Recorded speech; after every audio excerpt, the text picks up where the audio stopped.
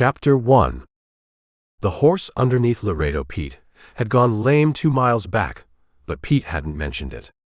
Eldridge Sample noticed because noticing kept you alive in his line of work, and because Pete's mount favored its right foreleg every 4th step, a hitch that got worse the longer they rode. "We're stopping," Eldridge said. "Didn't say nothing. You were thinking it loud enough." They came over a rise and Presidio Station, spread out below them like something a child had arranged in the dirt. A saloon with a 2nd story and peeling paint, a general store that leaned left, a corral with split-rail fencing, and a jail made of adobe that looked older than Texas itself. The main street was hard-packed caliche, white as bone dust in the afternoon sun. A single dog lay in the shade of a water trough. Pete shifted in his saddle, the chain between his wrist irons clinking. "This where we're spending the night?" "That's right." "Could have made another 10 miles. Could have done a lot of things," Eldridge said. "You could have not rustled cattle from the Broken Arrow Ranch. You could have not shot that bank clerk in Laredo. You could have stayed north of the border, instead of running to Matamoros like a jackrabbit." "Clerk lived. That's supposed to make me like you better." Pete smiled with half his mouth. He was 32 years old, but his face had the worn quality of creekstone, smooth and hard from weather and circumstance. 3 weeks in irons hadn't touched that smile. They rode down into the town. A woman swept the boardwalk in front of the general store and stopped to watch them pass. An old Mexican sat on a bench outside the saloon, whittling something that might have been a horse or might have been a dog. The air smelled like horse manure and dust, and the particular emptiness of a place where nothing much happened. The jail sat at the far end of the street. Eldridge pulled up outside and dismounted, his knees protesting. He was 41 and felt every year of it after 3 weeks in the saddle. A man came out of the jail before Eldridge could tie his horse. He wore a sheriff's star pinned to a vest that had seen better days, and he had the kind of belly that spoke to regular meals and not much exercise. His face was red from sun or whiskey or both. "Help you?" the sheriff said. "U.S. Marshal Sample." Eldridge pulled his warrant from his coat pocket. "Need you to hold this man overnight. We're heading to featuring Smith in the morning." The sheriff looked at the warrant, then at Pete, then back at Eldridge. "That Laredo Pete?" "It is.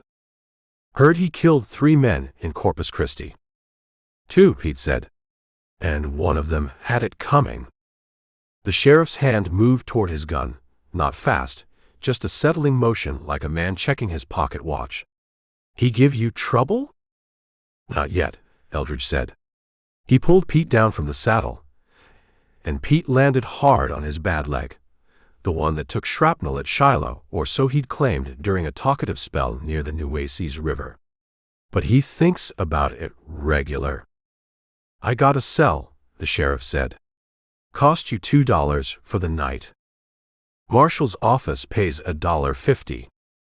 $2 includes feed for the horses."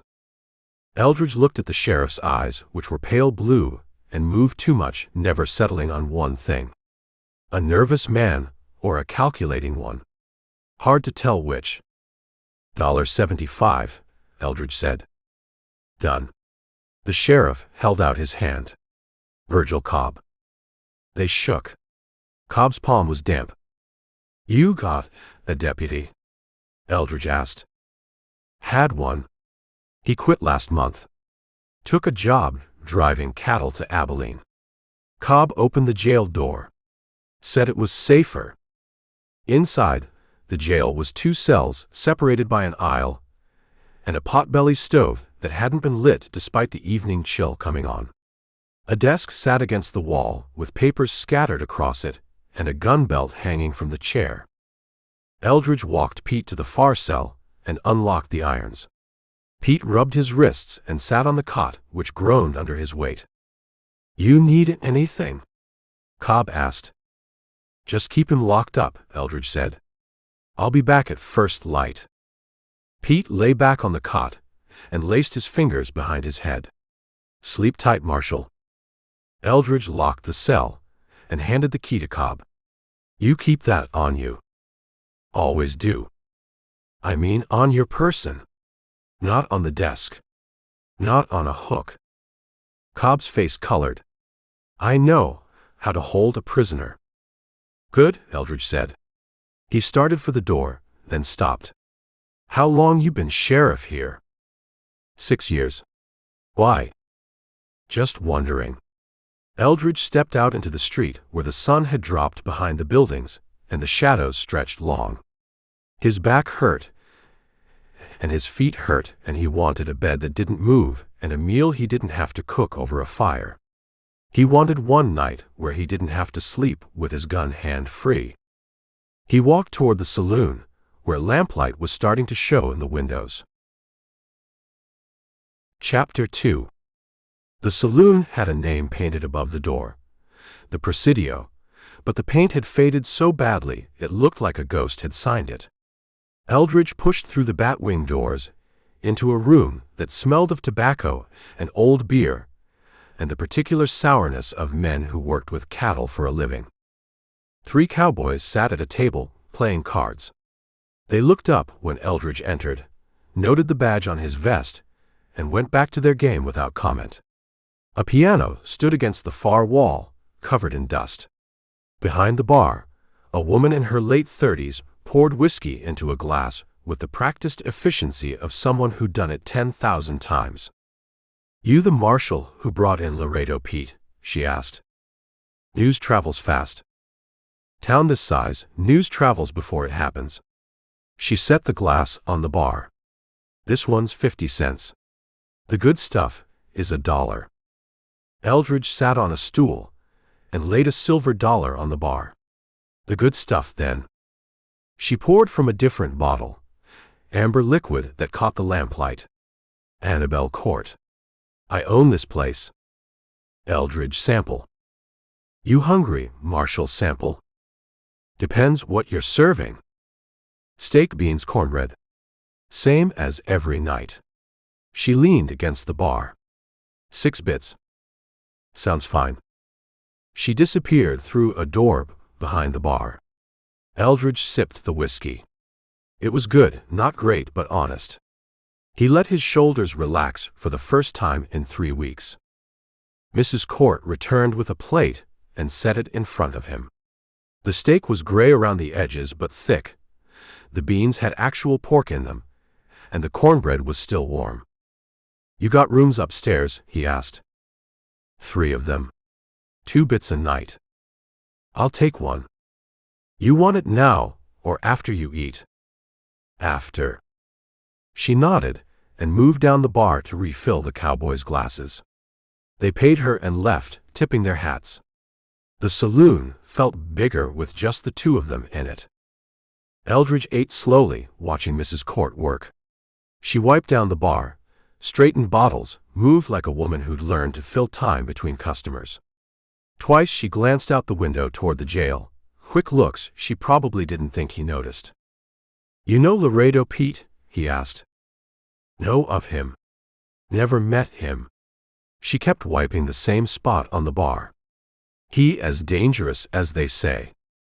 Dangerous enough. Sheriff Cobb seemed worried about holding him. Should he be? Virgil's not a brave man, she said. But he's honest. That counts for something. Does it? She met his eyes then. Hers were dark brown, almost black in the lamplight. You don't trust Sheriff Cobb. I don't trust anybody with a prisoner worth $500. That what Pete's bounty is? Dead or alive? Must be tempting. For some. She set down her rag and poured herself a small glass of whiskey. My husband used to say, every man has a price. The trick is figuring out if you can afford it. Your husband here? He died 2 years ago. Fell off a horse drunk and broke his neck. She drank the whiskey in one swallow. Stupid way to die. Most ways are stupid when you think about them. I suppose that's true. Eldridge finished his steak and pushed the plate away. Cobb mention anything about Pete's gang? Like what? Like whether they might come looking for him. She refilled his glass without being asked. Pete rides with the Torian brothers, doesn't he? Ramon and Chewie? That's right. Haven't seen them around here. But then, I wouldn't necessarily know them if they walked through that door right now. You'd know them, Eldridge said. Men like that carry themselves a certain way. So do marshals. That right. Like they're waiting for something bad to happen. Like they expect it. Eldridge drank. In my experience, it usually does. Mrs. Court walked to the window and looked out at the street. Full dark now, just lamplight from a few buildings and stars overhead. Town like this, we get cattle drives coming through twice a year. Spring and fall. That's when we make our money. Rest of the time, it's just us waiting for something to happen. Boring. Safe. She turned back to him. Mostly. But not always. You asking me something specific, Marshal? Just making conversation. No, you're not. She came back to the bar. You're wondering if someone in this town might have a reason to help Pete escape. Or hurt Sheriff Cobb. Or both. Eldridge set down his glass. Do they? I wouldn't know. I serve drinks and rent rooms. What people do outside those things isn't my concern. But you watch the jail through the window. Her jaw tightened. Maybe I'm just looking at the street. Maybe. They stood there, silence stretching between them like a rope pulled tight. Outside, a horse whinnied. One of the cowboys laughed somewhere down the street. Your room is at the top of the stairs, Mrs. Court said finally. Glass door on the right. Clean sheets, wash basin. Lock works if you want privacy. Eldridge stood and left 2 more coins on the bar. Much obliged. Marshal. She waited until he looked at her. Pete say anything on the ride here? About why he came to Presidio Station? No. Why would he? No reason. But her hand moved to her throat, fingers touching the hollow there. Just curious. Eldridge picked up his saddlebags and headed for the stairs. At the landing, he looked back. Mrs. Court was at the window again, staring at the jail. He went to his room and locked the door behind him. Chapter 3. The bed was harder than the ground, but it didn't move, and that was enough. Eldridge lay on top of the covers with his boots off and his gun on the nightstand, listening to the building settle. Footsteps in the hallway. A door closing. Voices from the saloon below, muffled through the floorboards. He thought about Mrs. Court's question. Why would Pete come to Presidio Station? The town sat on the cattle trail, but offered nothing you couldn't find in a dozen other places between here and the border. No railroad. No telegraph. Just a waypoint for drovers and drifters. Unless you were meeting someone. Eldridge closed his eyes but didn't sleep. Old habit. He'd learned years ago that the body could rest even if the mind stayed alert, like a dog dozing on a porch with one ear cocked for danger. Somewhere around midnight, he heard boots on the stairs.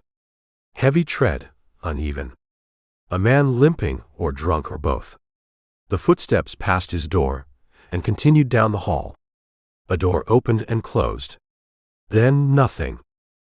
When the sky outside his window turned from black to deep blue, Eldridge sat up and pulled on his boots. His back complained, but not as loud as yesterday. Small victories. He washed his face in the basin and strapped on his gun belt. The mirror above the washstand showed him what 3 weeks of trail dust looked like, gray stubble, lines around his eyes that hadn't been there 5 years ago, a scar on his temple from a bottle fight in Dodge City.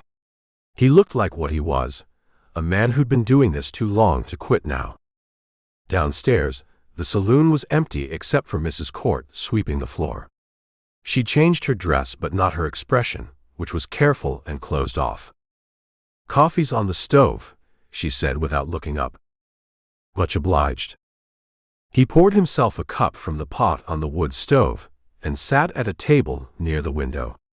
The street outside was still dark, but a thin line of orange showed on the horizon. The jail sat quiet across the way. Mrs. Court swept toward him, her broom making soft scraping sounds on the wood floor. When she got close, she stopped. "You check on your prisoner yet?" "About to.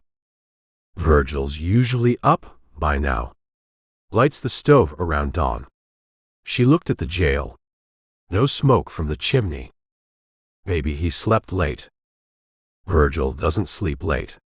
He's got a bladder like a thimble. She set her broom against the wall. Something feels wrong. Eldridge drank his coffee, which was strong enough to strip paint. "You always this nervous?" "Only when marshals bring in notorious outlaws and then sleep across the street instead of in the jail." "You saying I should have bunked with my prisoner?" "I'm saying maybe Virgil had the same thought. That you didn't trust him enough to do his job." She picked up her broom again. "Man gets insulted, he might get careless. Or he might prove he's trustworthy by doing his job right. Or that." Eldridge finished his coffee and stood. Through the window, he could see lamplight now in the general store. A man came out and stretched, looking up and down the street. Still no smoke from the jail's chimney. "I'm going to check on things," Eldridge said. "Want me to wake Doc Quarles?" "Just in case." "In case of what?" "In case I'm right about something being wrong." Eldridge looked at her. "Where does the doctor sleep?" "Back room of the general store. He rents it from Thornton." She twisted the broom handle in her hands. "He drinks, but he knows his business." "Everybody drinks." "Not like Quarles." Eldridge walked to the door, then stopped. "Last night you asked why Pete came here. You have a theory about that." "No." "But you're worried." "I didn't say that." "You didn't have to." He pushed through the batwing doors into air that smelled like coming rain. "Stay inside until I come back. This is my place. I don't take orders here." "Then stay inside because you're smart enough to know when something's wrong." He crossed the street. His boots sounded loud on the hard-packed caliche. Somewhere a rooster crowed, late or confused. The jail's front door was closed but not latched. It drifted open when he pushed it. Inside was dark and quiet. "Cobb?" Eldridge drew his pistol. "Sheriff Cobb." No answer. He moved to the window and pulled back the curtain, letting in the gray pre-dawn light. The desk was empty. The potbelly stove was cold. The gun belt that had been hanging on the chair was gone. Both cells stood open. Sheriff Virgil Cobb lay on the floor between them, blood dark in his hair and on his collar. His chest rose and fell, shallow breaths but breaths. The far cell, where Laredo Pete had been sleeping, was empty. The cot was made, blanket folded neat as a soldier would do it. The only sign anyone had been there was a dent in the pillow and a single playing card, the ace of spades, propped against the wall. Eldridge holstered his gun and knelt beside Cobb. The sheriff's eyes were closed, his face slack. The wound on his head looked like someone had hit him with something heavy, a gun butt maybe, or a rock. Hard enough to knock him cold, but not hard enough to kill him. Not yet, anyway. "Mrs. Court," Eldridge called toward the open door. "Get the doctor. Now." He heard her running footsteps, fast and light. Then voices. Then more running. Eldridge looked at the empty cell, at the ace of spades, at the sheriff bleeding on his own jailhouse floor. Pete was gone. The question now was whether he'd left alone or had help, and whether that help came from inside the town or outside it. Either way, Eldridge's one night of peace was over. Chapter 4. Doc Quarles smelled like whiskey and camphor, but his hands were steady when he examined Cobb's head. He was a thin man with yellow teeth and the kind of tremor in his fingers that came from needing a drink, not having one yet. "He'll live," Quarles said. "Skull's not fractured. Just knocked senseless." "How long until he wakes up?" "Could be an hour. Could be tomorrow." Quarles pulled a bottle from his bag and took a swallow before offering it to the wound. Head injuries are unpredictable. Eldridge walked the jail cell by cell, looking for something he'd missed. The lock on Pete's cell showed no scratches. The door had been opened with a key, not picked. The window was too small for a man to climb through, and the bars were solid. "Anything valuable in here?" he asked. Quarles dabbed at Cobb's wound with a cloth. "Like what?" "Money. Papers. Guns." Virgil kept $40 in the desk drawer. Called it emergency funds. Quarles gestured with the cloth toward the desk. "Check if you want." Eldridge opened the drawer. 2 pencils, a wanted poster for a man named Taggart, and a small leather pouch. He opened the pouch and counted $40 in silver and bills. "Still here," he said. "So robbery wasn't the motive?" "Seems not." Mrs. Court stood in the doorway, backlit by the rising sun. She hadn't come inside, like the threshold was a line she wouldn't cross. "Is he going to be all right?" she asked. "Doc says yes," Eldridge replied. "What about Pete?" "What about him?" "You going after him?" Eldridge looked at the empty cell, the folded blanket, the playing card. "That's the job." "Alone?" "Unless you're volunteering." She didn't smile. "How long has he been gone?" "Hard to say. Could be an hour. Could be 6. 6 hours is a long head start. I've caught men with longer." Quarles stood and wiped his hands on his pants. "We should move Virgil to his bed. Can't leave him on this floor." Eldridge and Quarles lifted the sheriff, who groaned but didn't wake. They carried him to a back room Eldridge hadn't seen before. Small space with a cot, a trunk, and a photograph of a woman on the wall. Young woman, dark hair, not smiling. "His wife?" Eldridge asked. "Daughter," Quarles said. "Lives in San Antonio. Married a clerk." They laid Cobb on the cot. His breathing was regular now, color coming back to his face. "Stay with him," Eldridge said. "I need to look around outside. I'm not a nurse. You're what I've got." Eldridge went back through the jail and out the front door. The sun was up now, painting the buildings orange and throwing long shadows across the street. A few people had gathered. The man from the general store, 2 Mexican women, a boy holding a dog on a rope. "Anybody see anything last night?" Eldridge asked. They looked at each other. The boy shook his head. One of the women said something in Spanish. "She says she heard horses around midnight," Mrs. Court translated from the doorway. 2 or 3 of them. "Moving fast." "Which direction?" "More Spanish." "South," Mrs. Court said. "Toward the river." Eldridge walked around the jail, studying the ground. The earth was hard-packed and didn't take tracks well, but he found hoofprints near the back wall. 3 horses, like the woman said. One set of prints was deeper than the others, a heavier rider or a horse carrying double. He followed the tracks to the edge of town, where they turned south onto the main trail. Clear as painted arrows. Almost too clear.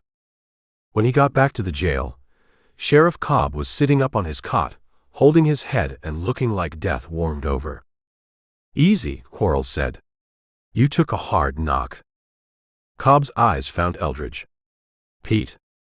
Gone. Jesus. Cobb tried to stand and fell back. Jesus Christ. What happened? I don't know. I was making coffee. Heard something behind me. Then nothing. You see who hit you? No. Hear a voice. Cobb closed his eyes, thinking. Maybe. I don't know. Everything's fuzzy. Eldridge pulled the playing card from his pocket and held it up. This mean anything to you?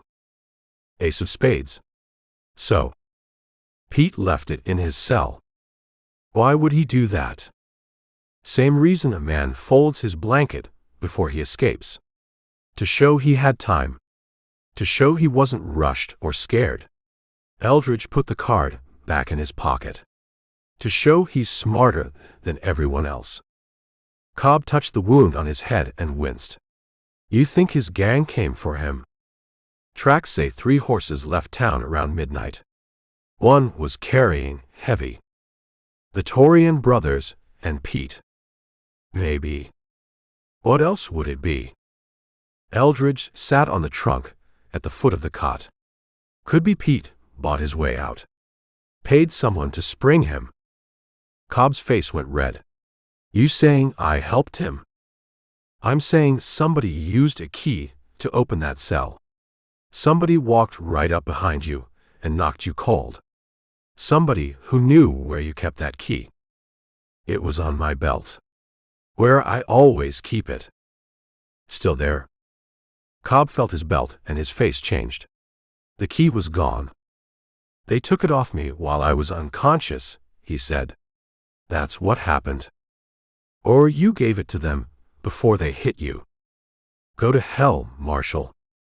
Just looking at possibilities. Look somewhere else. Cobb stood, wobbled, caught himself on the doorframe. I've been sheriff here 6 years. I never took a bribe. And I never let a prisoner escape. Not once. Until last night. Cobb's hand moved toward his empty holster. His gun was still on the floor where he'd fallen. Your gun's in the other room, Eldridge said. You want it, you can walk in there and get it.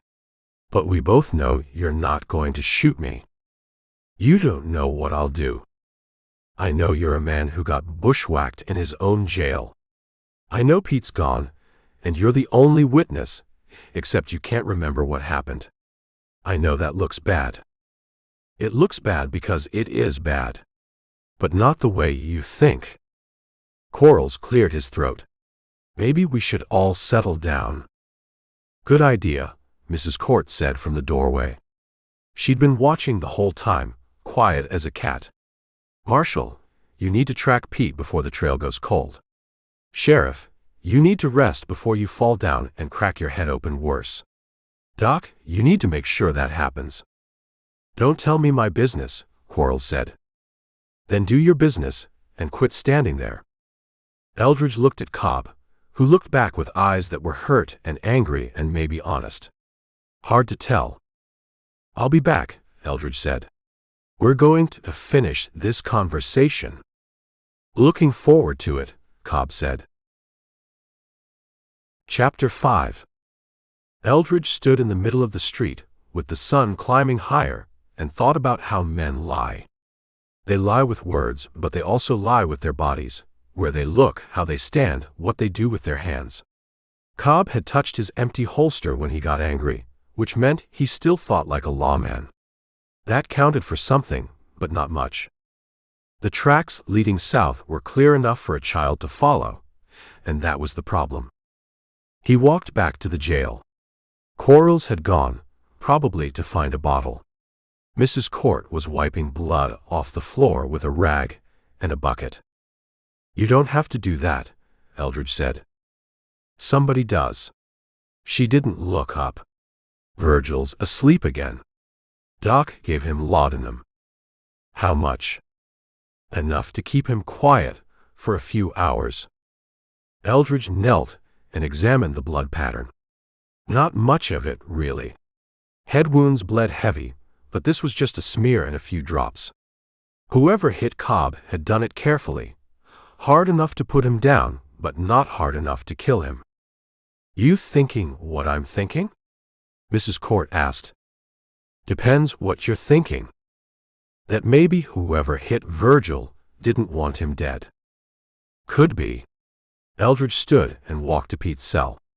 The ace of spades was still propped against the wall, mocking him. Could also be they just miscalculated. You ever miscalculate when you hit a man? Not if I can help it. She carried the bucket outside and dumped it in the street, then came back in. Her sleeves were rolled up, and her hands were red from scrubbing. 3 ways this happened, Eldridge said, more to himself than to her. First way, Pete's gang caught up. Came in quiet, knocked out Cobb, took Pete. That's the obvious answer. But you don't believe obvious answers. I believe them when they make sense. This one's too neat.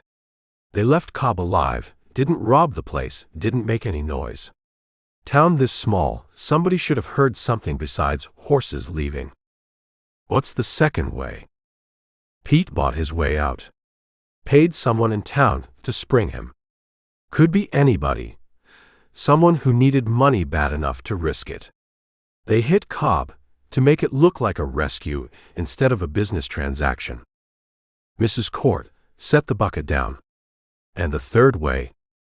Someone in this town needed Pete gone, but not for the reasons you'd think. Not to help him escape. For some other reason we haven't figured out yet. That doesn't make sense. Not yet, it doesn't. Eldridge walked to the desk and opened the drawer again. Looked at the $40 still sitting there. A sheriff's emergency fund, Quarles had called it. But what kind of emergency would Cobb need $40 for?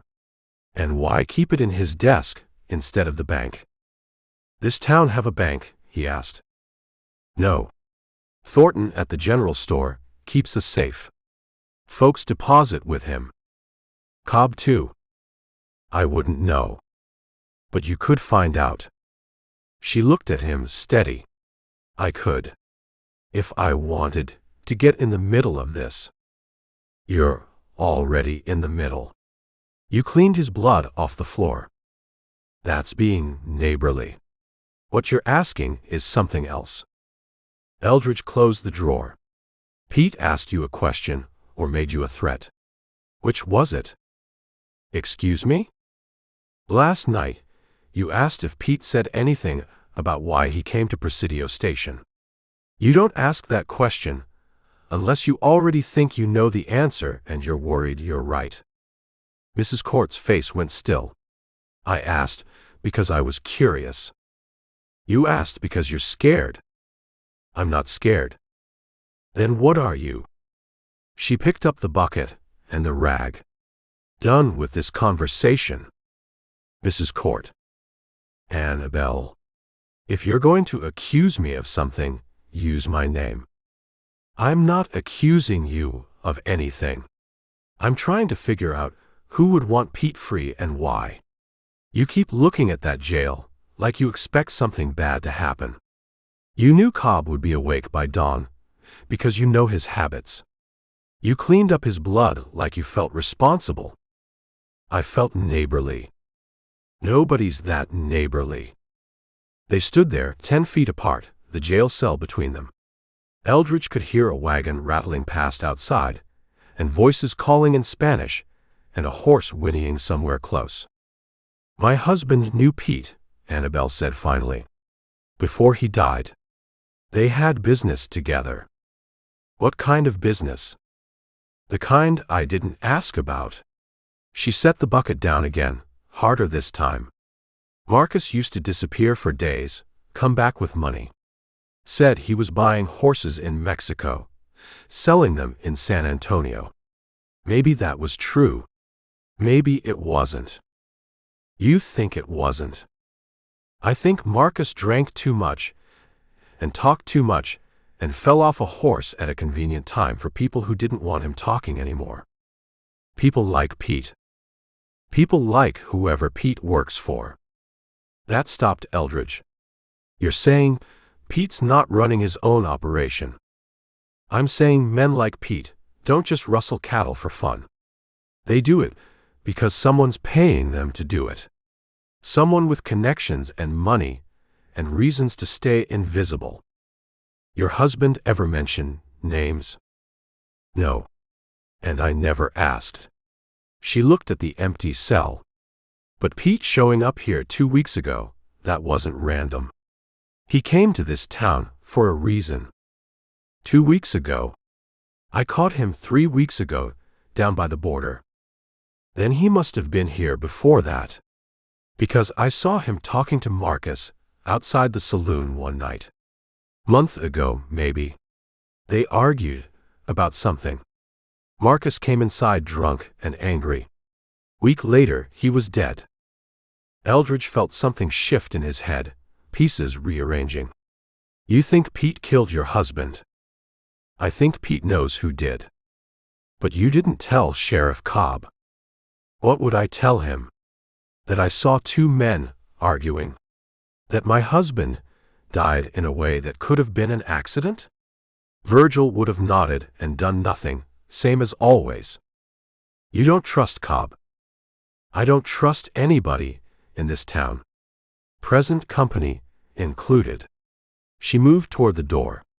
You want to know what happened last night? Start by figuring out who benefits from Pete being gone.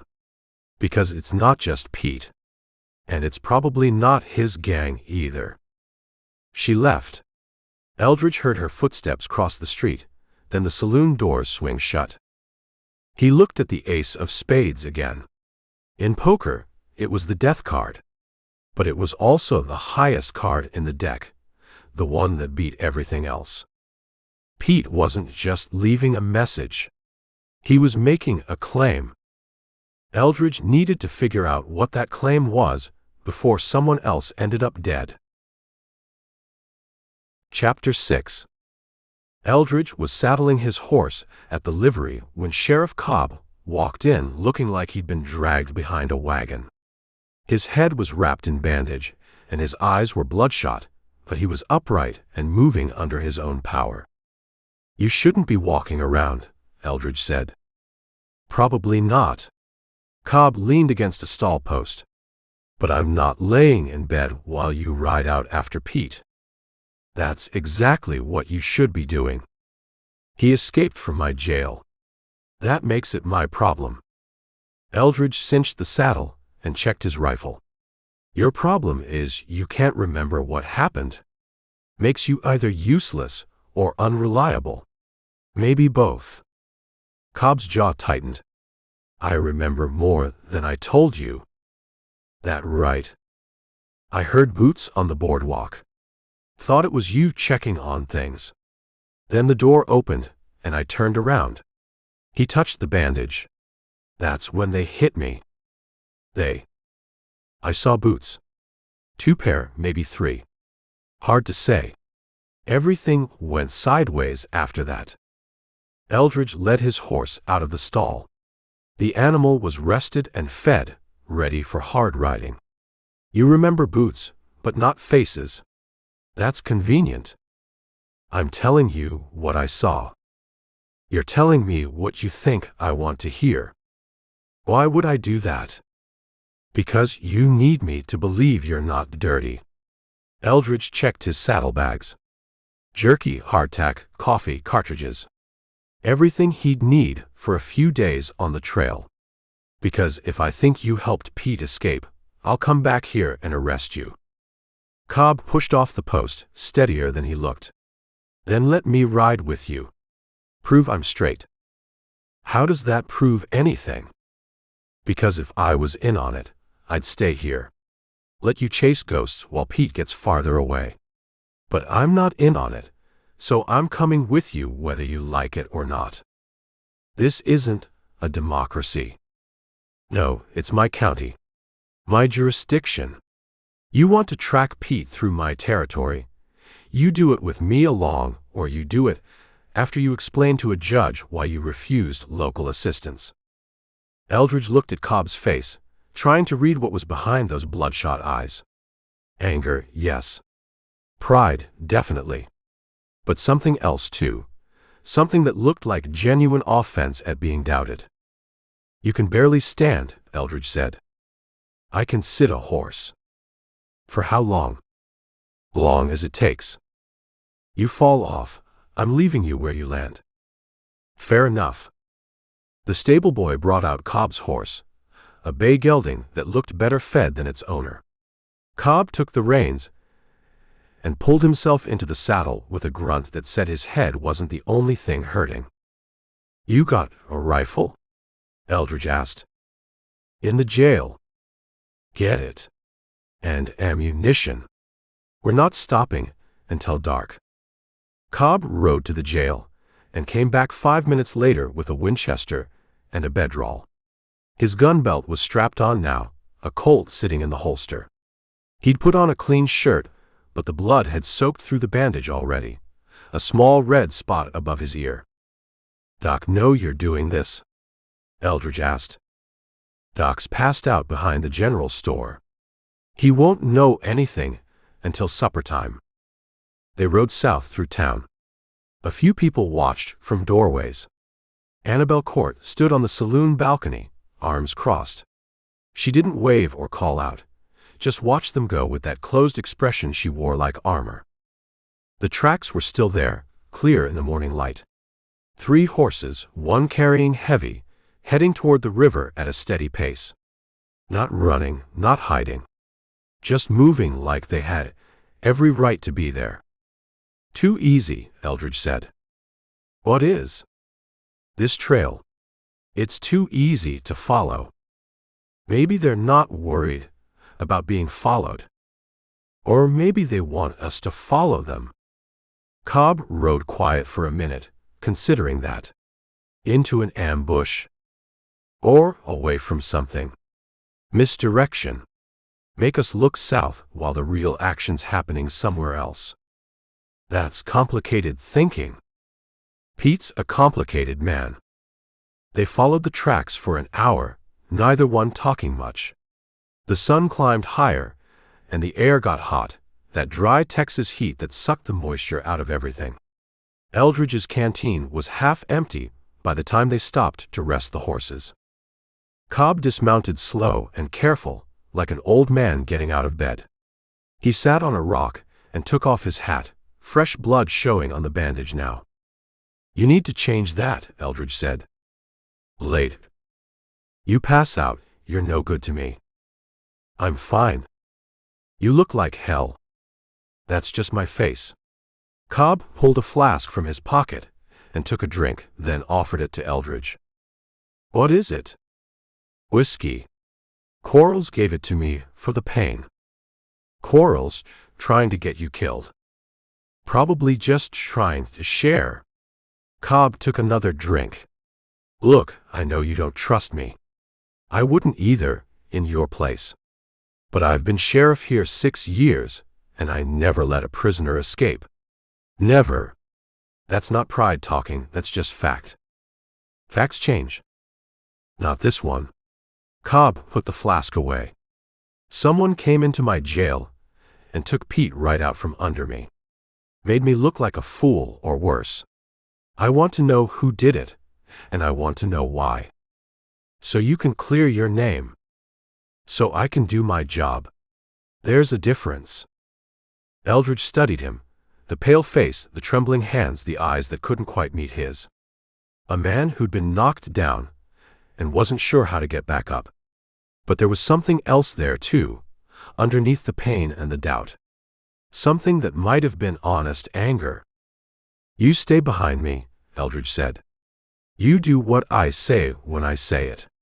You give me any reason to think you're playing both sides, I'll put you down and sort it out later. That's comforting. It's not meant to be. Eldridge mounted up. Let's ride. They headed south again, following the tracks that might have been real or might have been a lie. Either way, they'd know soon enough. Chapter 7. The tracks led to a creek bed that ran dry this time of year.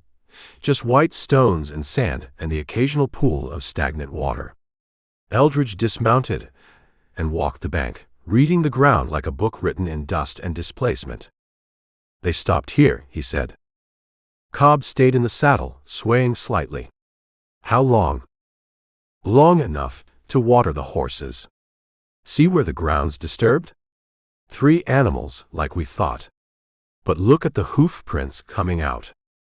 "What about them?" "They're deeper going out than coming in." So the horses drank their fill. Makes them heavier. But not this much heavier. Eldridge knelt and traced one of the prints with his finger. "This horse is carrying more weight than before. Maybe one of them was walking and got back on. Maybe." Eldridge stood and followed the tracks east along the creek bed. They disappeared into the rocky ground after 20 yards. He came back and checked the other direction, tracks heading south, clear and obvious. "They split up here," he said. "Pete went south." "That's what they want us to think." Eldridge pointed east. "But somebody went that way too. Careful about it, staying on the rocks where they wouldn't leave prints." Cobb took off his hat and wiped sweat from his forehead. The bandage was soaked through now, red spreading from the center. Could be they just scattered, running separate directions to make it harder. Could be. But you don't think so. I think Pete's smarter than that. He knows splitting up makes each man weaker. 3 riders together can handle trouble. 1 rider alone is just a target. Eldridge walked back to his horse. "Question is, which way did Pete go? South where the trail's clear or east where it's hidden?" "South makes sense. Straight shot to the border." "It does. But Pete's not stupid, and he's not panicked. He's had all night to think about this. He knows we'll track him. He's counting on it. So we go east." "Not yet." Eldridge mounted up. "First, we follow the obvious trail a little longer. See where it goes." They rode south for another hour. The track stayed clear, 3 horses moving at a steady pace. No effort to hide, no doubling back, just straight ahead like men who had somewhere to be. Then the tracks changed. Eldridge pulled up and dismounted again. Cobb came alongside, looking down from the saddle. "What is it?" "The heavy horse isn't heavy anymore." Eldridge examined the prints. "See. The depth's different. Whatever extra weight it was carrying, it's not carrying it now. They could have dumped supplies. They could have." Eldridge scanned the surrounding brush. Nothing but scrub mesquite and prickly pear. No sign of discarded gear or supplies. But why would they? He walked in a circle around the spot, widening his search. Found what he was looking for 30 feet east. Boot prints leading away from the trail, heading toward a cluster of rocks. The boot prints stopped at the rocks. Beyond them, nothing. Like whoever made them had vanished. Cobb rode over, his face gray under the tan. "What did you find?" "Someone got off here. Walked to those rocks. Then either flew away or got smart about covering their trail." "Which way did they go?" "Can't tell. Ground's too hard." Eldridge looked at the 2 sets of tracks continuing south. "But now it's only 2 horses. The 3rd rider left here. On foot. Or met someone. Another horse waiting, maybe. Hard to say." Cobb climbed down from his saddle, using the horn to steady himself. He walked to the rocks and looked around, but his eyes weren't focused right. The pain was catching up to him. So Pete might have gone south with 1 rider, or he might be the one who left on foot, or he might still be with the group. Cobb sat on a rock. "This is making my head hurt worse." "That's the point. Pete wants us confused. Wants us guessing." Eldridge checked the sun. Past noon now, heat shimmering off the ground. "We keep following these tracks south. We might be chasing 2 of his gang while Pete doubles back north or east or anywhere else." "What do you want to do?" Eldridge thought about it. The smart play would be to split up, send Cobb south on the clear trail while he backtracked to the creek and followed the eastern path. But Cobb was in no shape to ride alone, and Eldridge still wasn't sure he trusted him. "We go back to the creek," Eldridge said. "Follow the east trail." That could be wrong, too. It could be. But at least it's the trail Pete tried to hide. They rode back the way they'd come, retracing their steps. The sun beat down, and Cobb listed in his saddle like a ship taking water. Twice Eldridge thought he might fall, but the sheriff caught himself both times. At the creek bed, Eldridge picked up the eastern trail. It was harder to follow. Whoever rode this way knew how to move without leaving sign. But everyone makes mistakes, and after a mile Eldridge found one, a horse apple fresh enough to still be soft, and a scrape on a rock where a horseshoe had slipped. "Someone came through here in the last few hours," he said. "How many?" "One horse.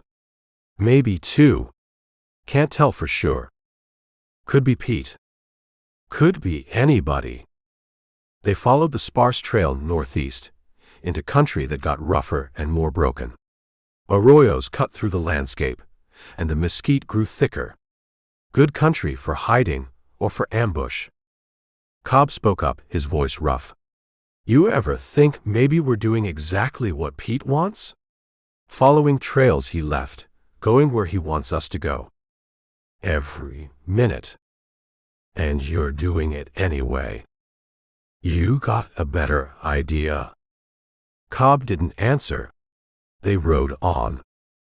The sun was starting its descent when they came to a line camp, just a lean-to and a corral, abandoned by the look of it. Eldridge pulled up 50 yards out and studied the place. "See anything?" Cobb asked.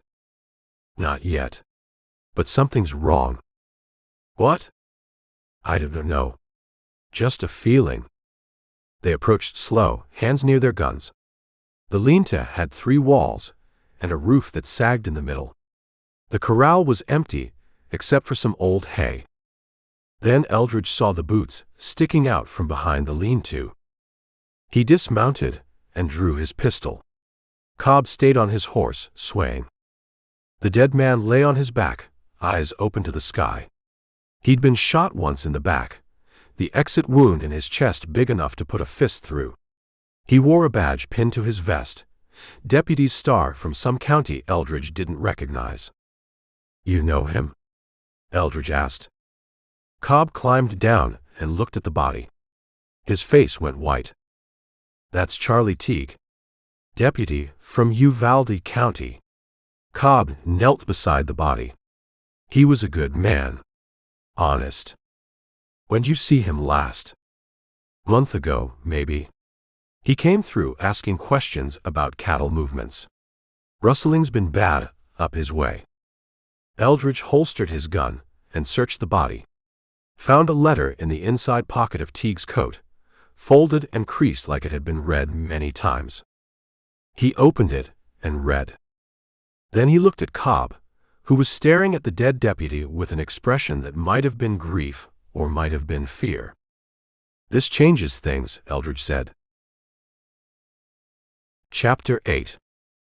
The letter was addressed to the U.S. Marshal's office in Featuring Smith, care of Judge Isaac Parker. Eldridge read it twice, then handed it to Cobb. "Read it," he said.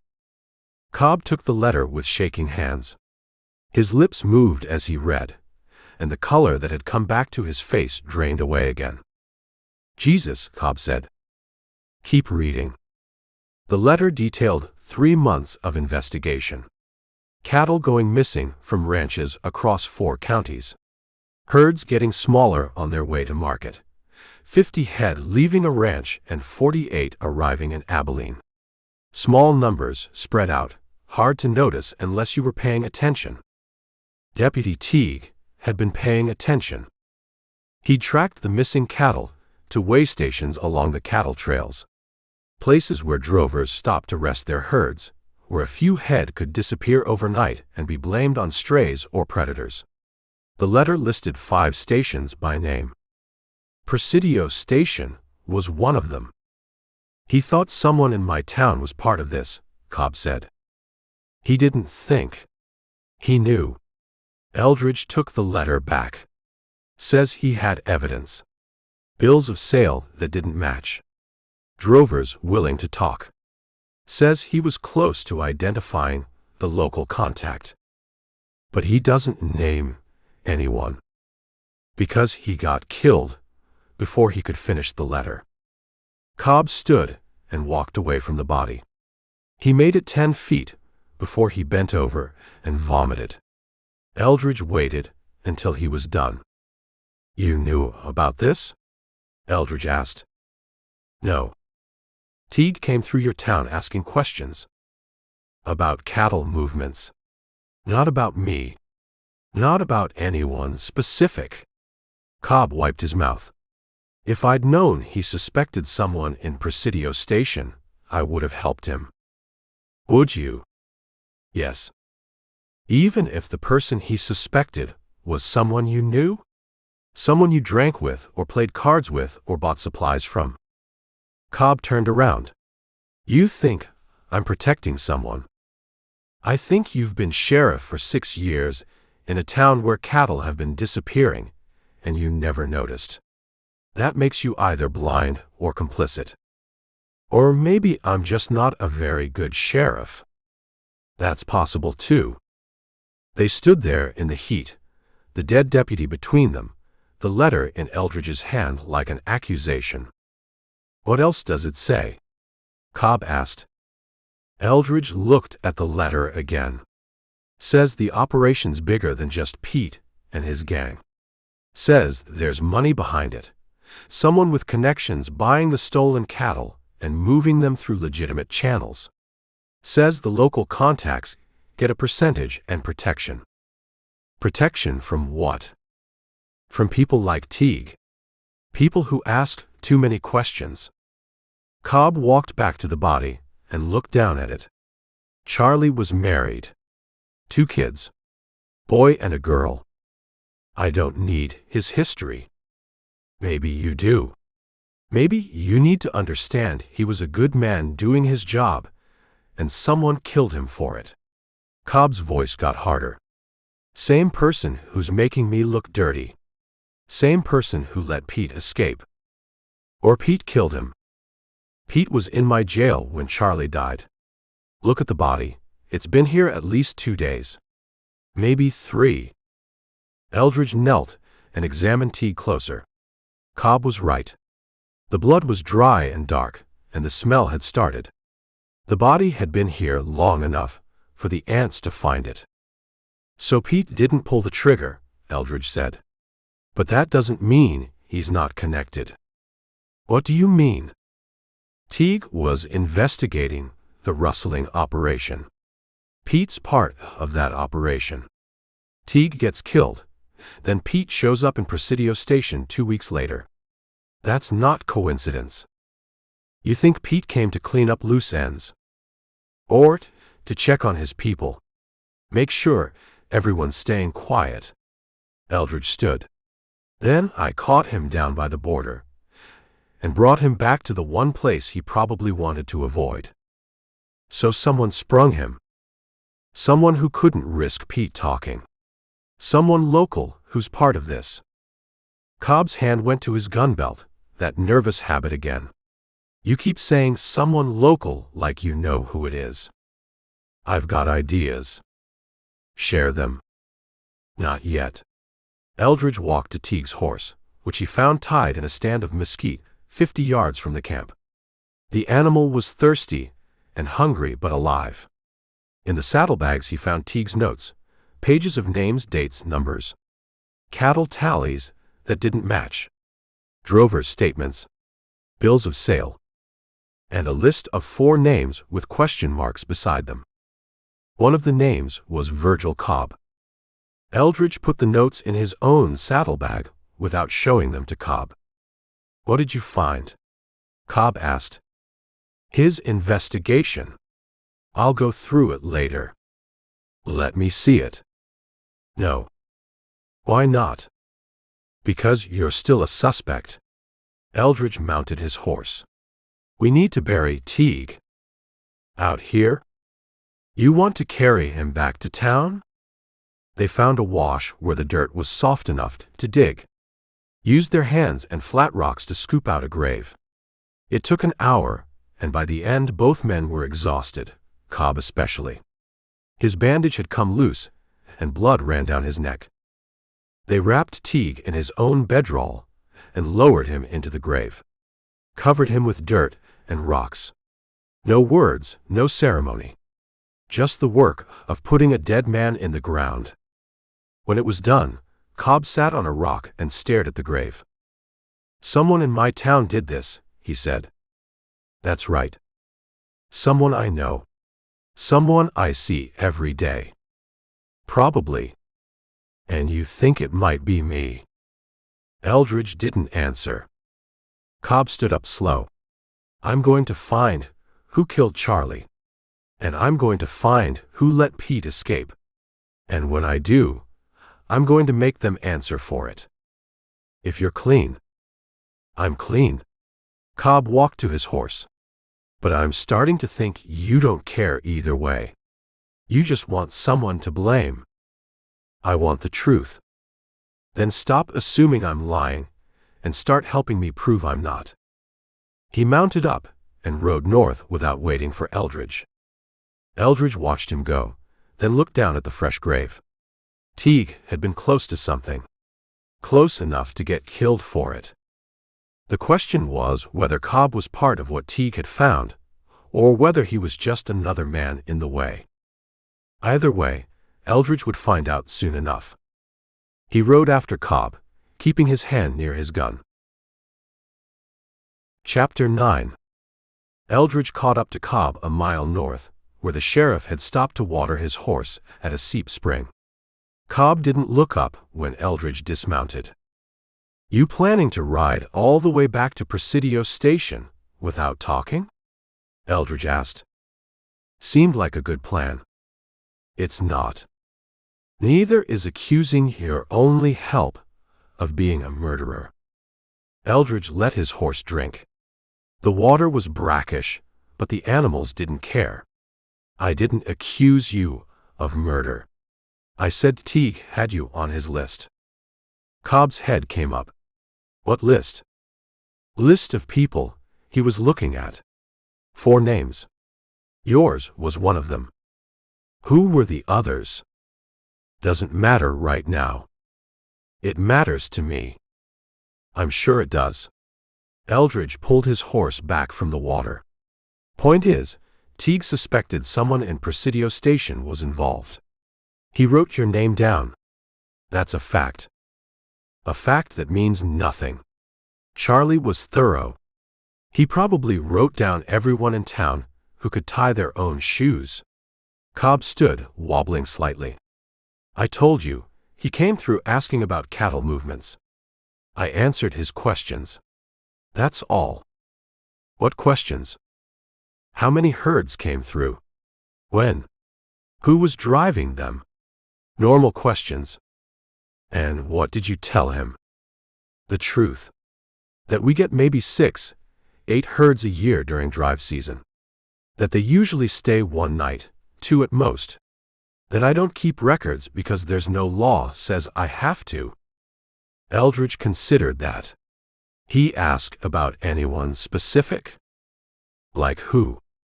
"Like anyone who might be in a position to make cattle disappear. Stable owner. General store operator. Saloon keeper." Cobb's jaw tightened. He asked about Annabelle. "What about her?" "Whether her husband had any business dealings with drovers. Whether she took in cattle for boarding. Whether she seemed to have more money than the saloon would bring in." Cobb kicked a stone into the water. "I told him Marcus Court was a drunk who fell off his horse, and Annabelle was just trying to keep her business running. That's all I told him." "You believed that?" "I believed it then. But not now. Now, I don't know what to believe." Cobb looked at Eldridge. "But I know Charlie Teague didn't deserve to die in a line camp with no one around. And I know, if he wrote my name on a list, he wrote it because he was doing his job, not because I'm dirty. Maybe. There's no maybe about it.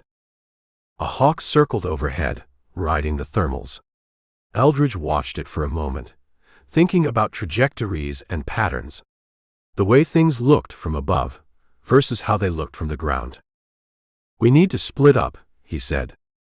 Bad idea. Only idea.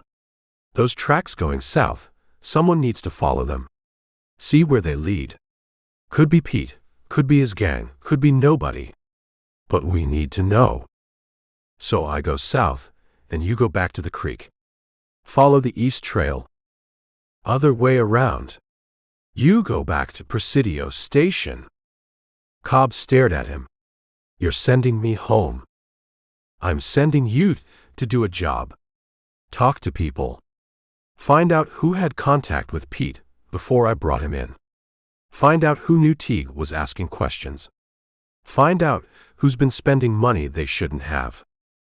You want me to investigate my own town. I want you to prove you're clean by finding who's dirty. While you chase Pete alone. While I follow the trails and see where they go. One of us needs to work the back trail, and it's not going to be me. I don't know your town or your people. Cobb pulled off his bandage. The wound underneath was ugly, crusted with dried blood and weeping at the edges. He threw the bandage on the ground. You're testing me, he said. I'm using you. Same thing. Not really. If I was testing you, I'd ride back to town myself and watch to see what you do. But I need to stay on Pete's trail, or I'll lose him completely. Eldridge pulled out Teague's notes and handed them to Cobb. Read these. All of them. See if anything jumps out. Names, dates, patterns. Cobb took the notes, but didn't open them. What am I looking for?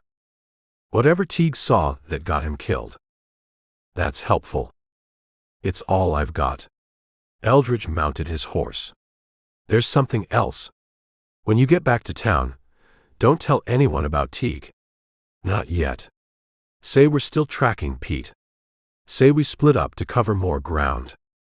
Why the secrecy? Because whoever killed Teague thinks nobody knows he's dead. Let's keep it that way. See who acts nervous. See who asks questions.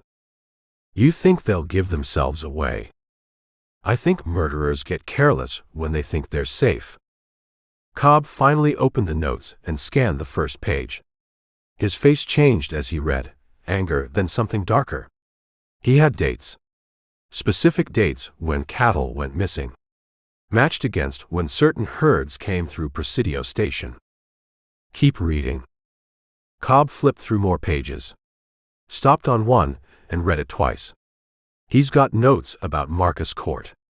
Says Marcus made 3 trips to San Antonio in the month before he died.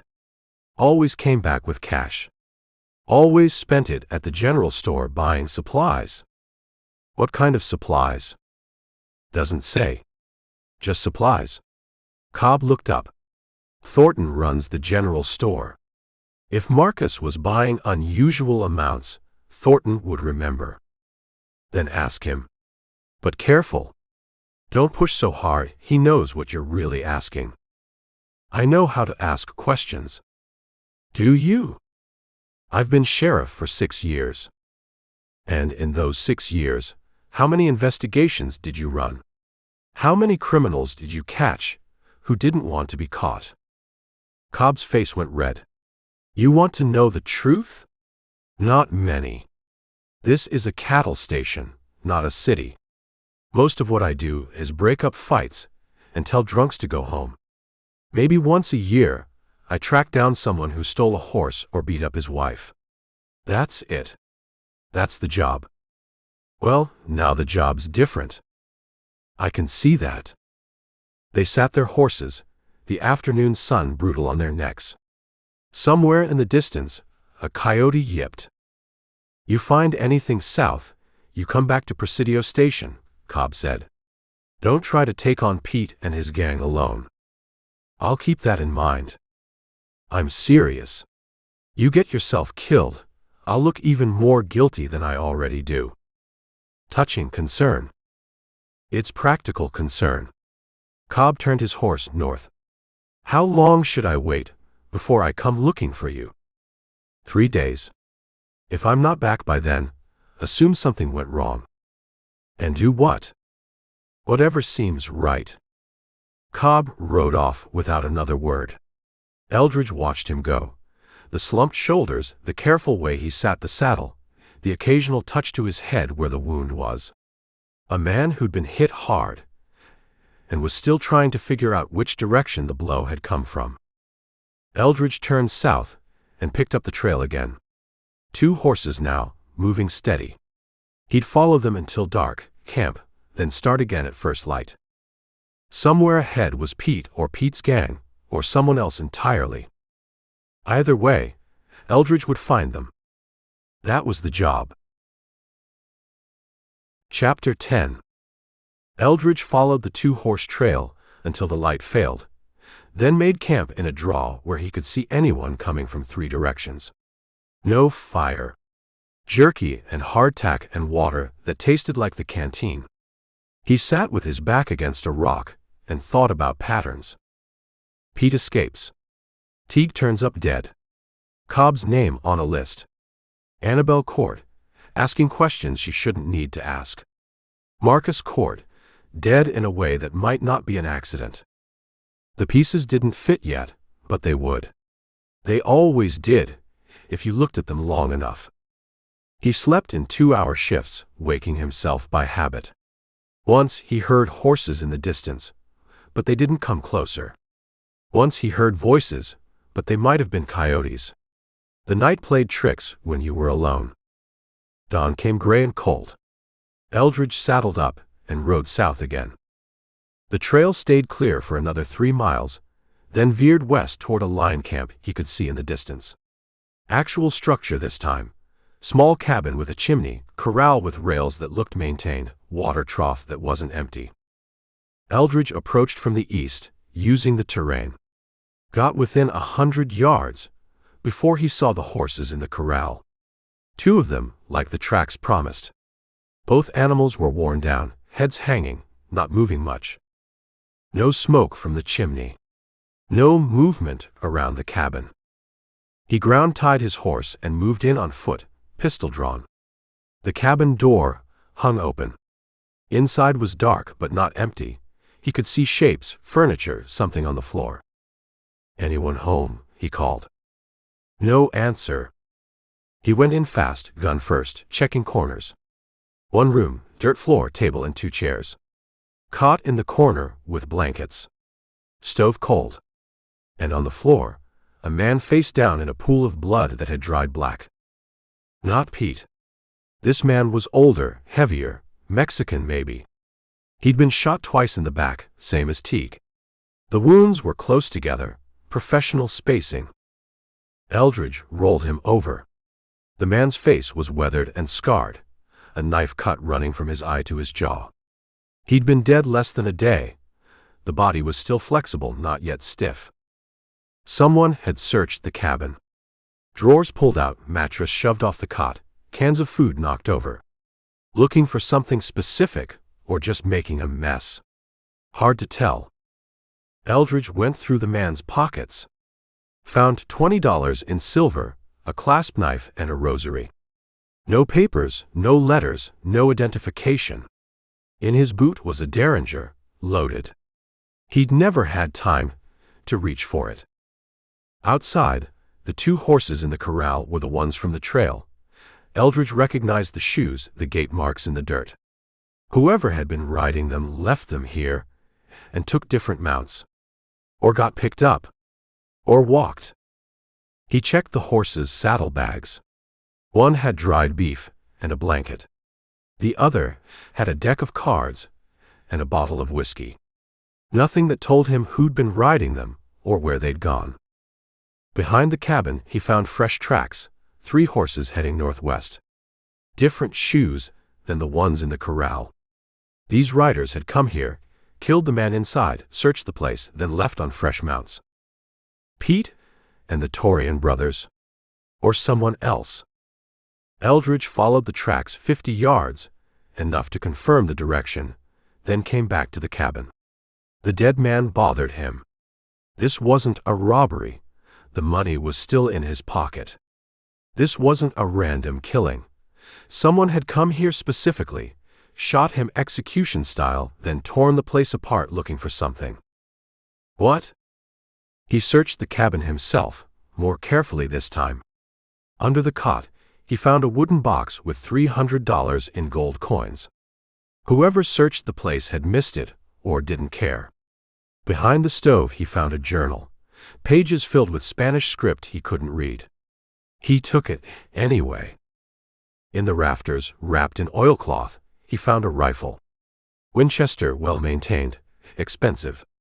The kind of weapon a man kept hidden because he didn't want questions about where he got it. And tucked in the oilcloth with the rifle was a piece of paper. Bill of sale for 50 head of cattle, dated 3 weeks ago. Seller's name was Marcus Court. Buyer's name was illegible, just a scrawl that could have been anything. Eldridge sat at the table and stared at the paper. Marcus Court was Annabelle's husband. Dead 2 years, she'd said. Fell off a horse drunk. But this bill of sale was dated 3 weeks ago. Either someone forged Marcus Court's name, or Annabelle had lied about when her husband died. Or the paper was old, and the date was wrong. Or something else Eldridge hadn't figured out yet. He folded the paper and put it in his pocket with Teague's letter. The dead man on the floor had been part of the operation, that much was clear. Whether he was a buyer, a seller, or just a middleman was harder to say. Eldridge dragged the body outside and laid it in the shade of the cabin. No time to bury it, not if he wanted to keep following the trail. He'd send someone back for it later, assuming there was anyone to send. The journal went in his saddlebag, along with the rifle. Evidence, maybe. Or just the possessions of a dead man who'd been in the wrong place when the wrong people came calling. He mounted up and followed the northwest trail. 3 horses, moving at a good pace, but not running. Confident riders who knew where they were going. 2 hours later, the trail split again. 2 horses went west, 1 went north. The northbound horse had the deepest prints, the heavy rider probably Pete. Eldridge studied the split for a long time. The smart play was to keep following Pete. But the 2 riders going west might lead somewhere useful. Or they might be another misdirection, another false trail meant to waste his time. He thought about Cobb back in Presidio Station, asking careful questions and reading Teague's notes. Thought about Annabelle Court, watching the jail from her window. Thought about the bill of sale with Marcus Court's name on it, dated 3 weeks ago. Something was wrong with the timeline. People who were supposed to be dead were signing papers. People who were supposed to be in jail were riding free. People who were supposed to be honest were on lists of suspects. Eldridge followed the north trail. If Pete was the heavy rider, then Pete was going north, and north was where Eldridge needed to be. The sun climbed higher, and the land got rougher. He was heading back toward Presidio Station now, making a wide arc. Pete was circling, not running. That told Eldridge something useful. Pete wasn't escaping. He was going home.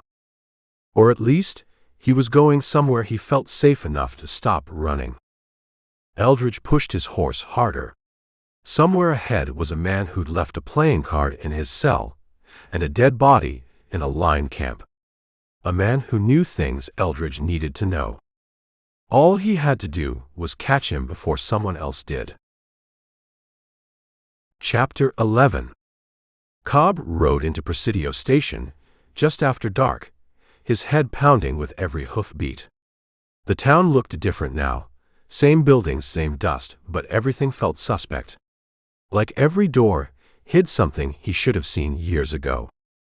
He went to the jail first. Doc Quarles was asleep in the chair, bottle empty on the floor beside him. Cobb kicked his boot. "Wake up."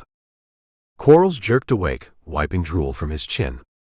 "What time is it?" "Late. Go home." "Where's the marshal?" "Still tracking." Cobb lit the lamp on his desk. "I need you sober tomorrow. Can you manage that?" "Probably not." Quarles stood, steadying himself against the wall. "You look worse than when you left."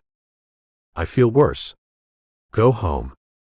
After Quarles stumbled out, Cobb spread Teague's notes across his desk. Pages and pages of careful handwriting. Dates, names, numbers. The work of a man who knew something was wrong and was trying to prove it. The first page listed cattle counts from different ranches.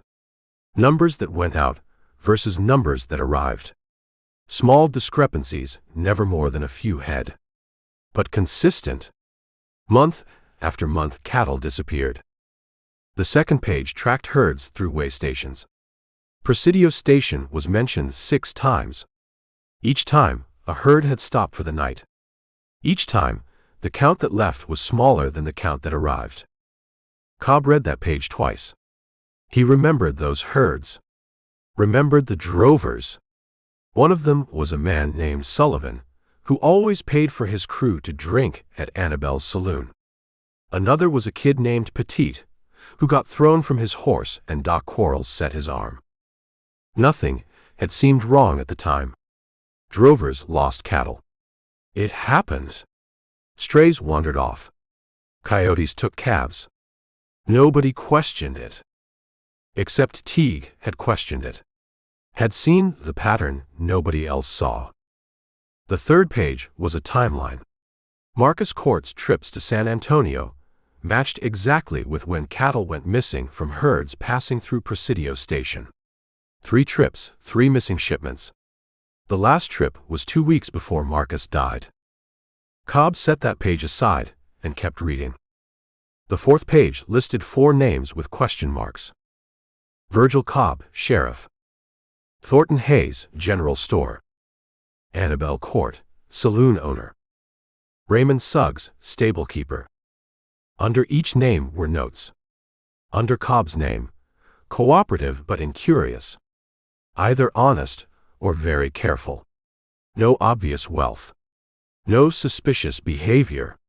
May simply be incompetent. Cobb read that last line 3 times.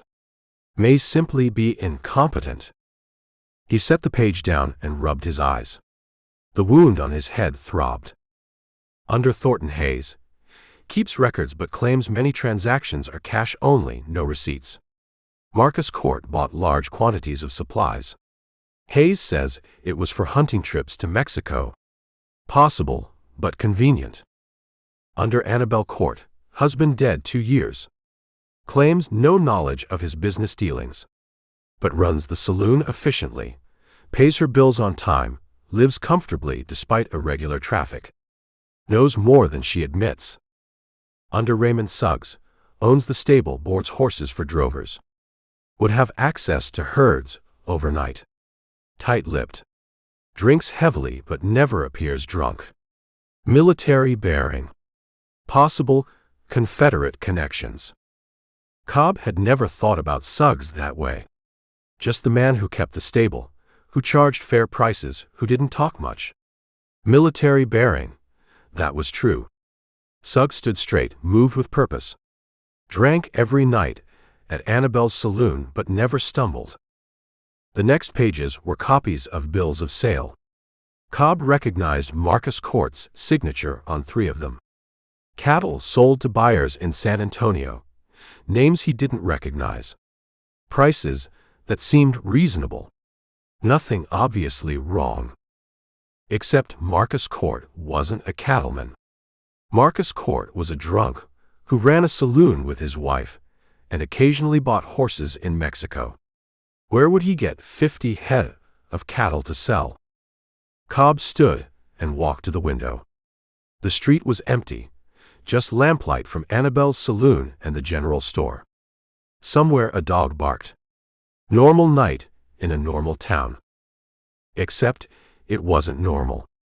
It never had been. Teague had seen it. The marshal saw it.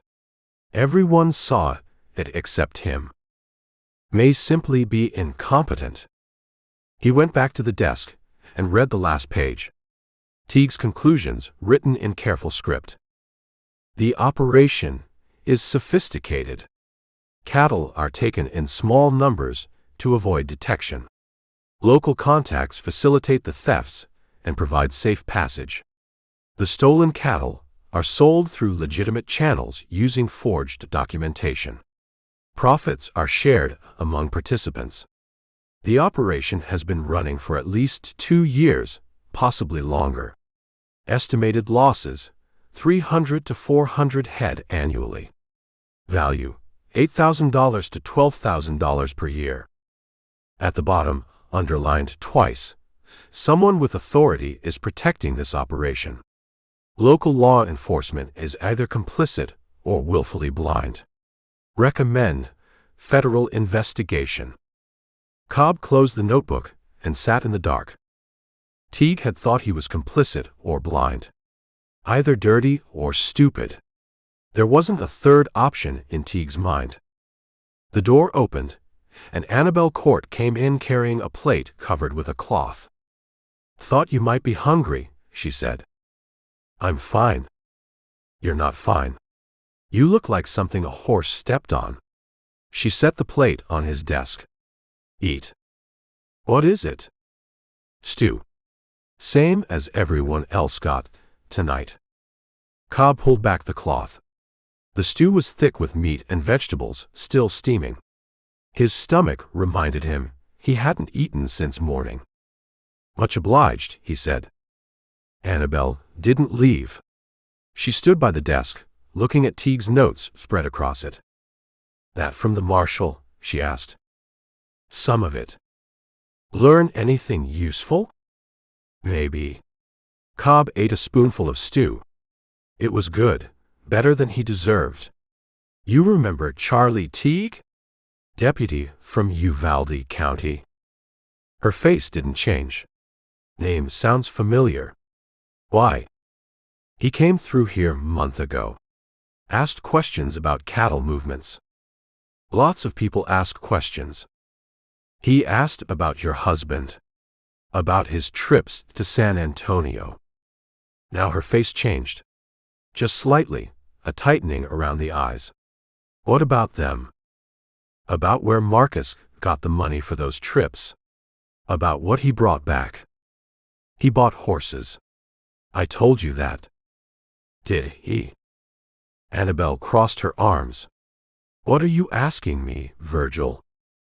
"I'm asking if your husband was involved in something illegal. I'm asking if that's why he died." "He died falling off a horse drunk." "You know that.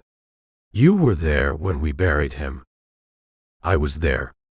But I'm starting to wonder if I knew what I was burying." She stared at him for a long moment. Then she walked to the door and looked out at the street. "Marcus made mistakes," she said quietly. "He drank too much, and he trusted the wrong people. But he wasn't a bad man." "That's not an answer." "It's the only answer you're getting tonight." She turned back to him. "Where's the marshal?" "Tracking Pete." "Find him?" "Not yet." "You will, though. Men like Pete, they always get found. Question is what happens when you find them." "What's that supposed to mean?" "It means sometimes finding someone is worse than letting them run." She opened the door. "Eat your stew before it gets cold." She left. Cobb sat there with the plate in front of him, and Teague's notes spread across his desk, and his head pounding like someone was driving nails into it. He ate the stew because he needed to eat, but he barely tasted it. Chapter 12. Cobb finished the stew and left the plate on his desk. The jail felt smaller now, like the walls had moved closer while he was reading. He walked outside and stood on the boardwalk, breathing air that didn't smell like old blood and failure. Across the street, Annabelle's saloon was doing steady business. Cowboys drinking, voices carrying in the night. Normal sounds from a normal place. Except Cobb knew better now. He walked to the general store. Thornton Hayes was closing up, pulling down the shades on the windows. "Virgil," Thornton said. "Thought you were out tracking with the marshal. Got back an hour ago. Need to ask you something. Can it wait until morning? I'm tired." "No." Thornton stopped with his hand on the shade. He was a thin man in his 60s, careful with money, careful with words. He'd run the store for 20 years and never caused trouble. "What's this about?" Thornton asked. "Marcus Court. You remember what he used to buy here?" "Supplies. Same as everyone." "What kind of supplies?" "Why does it matter? Man's been dead 2 years. Just answer the question." Thornton let go of the shade and walked behind the counter. He opened a ledger and flipped through pages, licking his thumb. "Here. Marcus Court. Bought rope, canteens, grain for horses. Some canned goods. Ammunition sometimes." "How much ammunition?" "Couple boxes. Nothing unusual." "What caliber?" Thornton looked at the ledger. "44. Same as half the men in Texas carry." "He buy anything else?" "Anything that didn't fit what a saloon keeper would need." Thornton closed the ledger. "What are you getting at, Virgil?" "I'm asking questions. You going to answer them or make me ask harder?" "There's no need for that tone." "There's every need. A deputy was murdered, investigating cattle rustling. Marcus Court's name is all over his notes. So I'm asking you, did Marcus buy anything that seemed wrong?" Thornton's face went pale. "Deputy Teague?" "That's right." "Jesus. When?" "Couple days ago. Found him in a line camp, shot in the back." Thornton sat down heavily on a stool behind the counter. His hands shook as he opened the ledger again. "Marcus bought things that didn't make sense for running a saloon. I noticed, but I didn't say anything." "Like what?" "Brandon irons. 2 of them. Said he was starting a small ranch, running a few head for himself. But I never saw any cattle with his brand." "What else?" "Salt blocks. Feed supplements. Things you'd use if you were holding cattle for a while. Getting them ready to sell." Thornton looked up. "I should have said something." "Why didn't you?" "Because Marcus paid cash and minded his business and I minded mine. That's how things work here." That's how things worked. Now they worked different. Cobb left Thornton sitting there and walked to the stable. Raymond Suggs was brushing down a horse, working by lantern light. He didn't look up when Cobb came in. "Suggs." "Sheriff. Need to talk to you about Marcus Court." Suggs kept brushing. Long, even strokes. The horse's coat gleamed. "What about him?" "You knew him well." "Well enough. He kept his horses here sometimes." "What horses?" "The ones he bought in Mexico. Kept them here a few days before selling them in San Antonio." "You see these horses?" "Saw them. They good quality." Suggs finally stopped brushing and looked at Cobb. His eyes were flat and dark. "They were horses. Some good, some not." "Why?" "Trying to figure out if Marcus was actually buying horses or if that was just what he told people." "Can't speak to what he told people. I just kept his animals."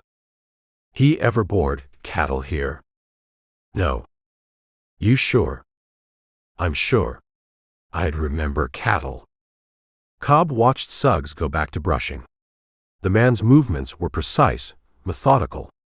Military bearing, like Teague had written. A man who'd learned to follow orders and keep his mouth shut. "You fight in the war?" Cobb asked. "I did." "Which side?" "Does it matter?" "Might." Suggs set down the brush and faced Cobb square. "I rode with Quantrill for 6 months. Then I rode with nobody. Then the war ended, and I came here. That was 20 years ago. I've been running this stable ever since, and I've never broken a law or hurt anyone who didn't hurt me first. Quantrill's men did a lot of hurting. That was the war. This is after." Suggs picked up the brush again. "You got questions about Marcus Court, you should ask his widow. She knew his business better than anyone." "I did ask her. And she told me he made mistakes and trusted the wrong people." "That's about right." Suggs moved to the horse's other side. Marcus was weak. He drank, and he talked, and he thought he was smarter than he was. Men like that don't last long in any business, legal or otherwise. "You saying he was in an illegal business?" "I'm saying he's dead. Take from that what you want." Cobb left the stable and walked back toward the jail.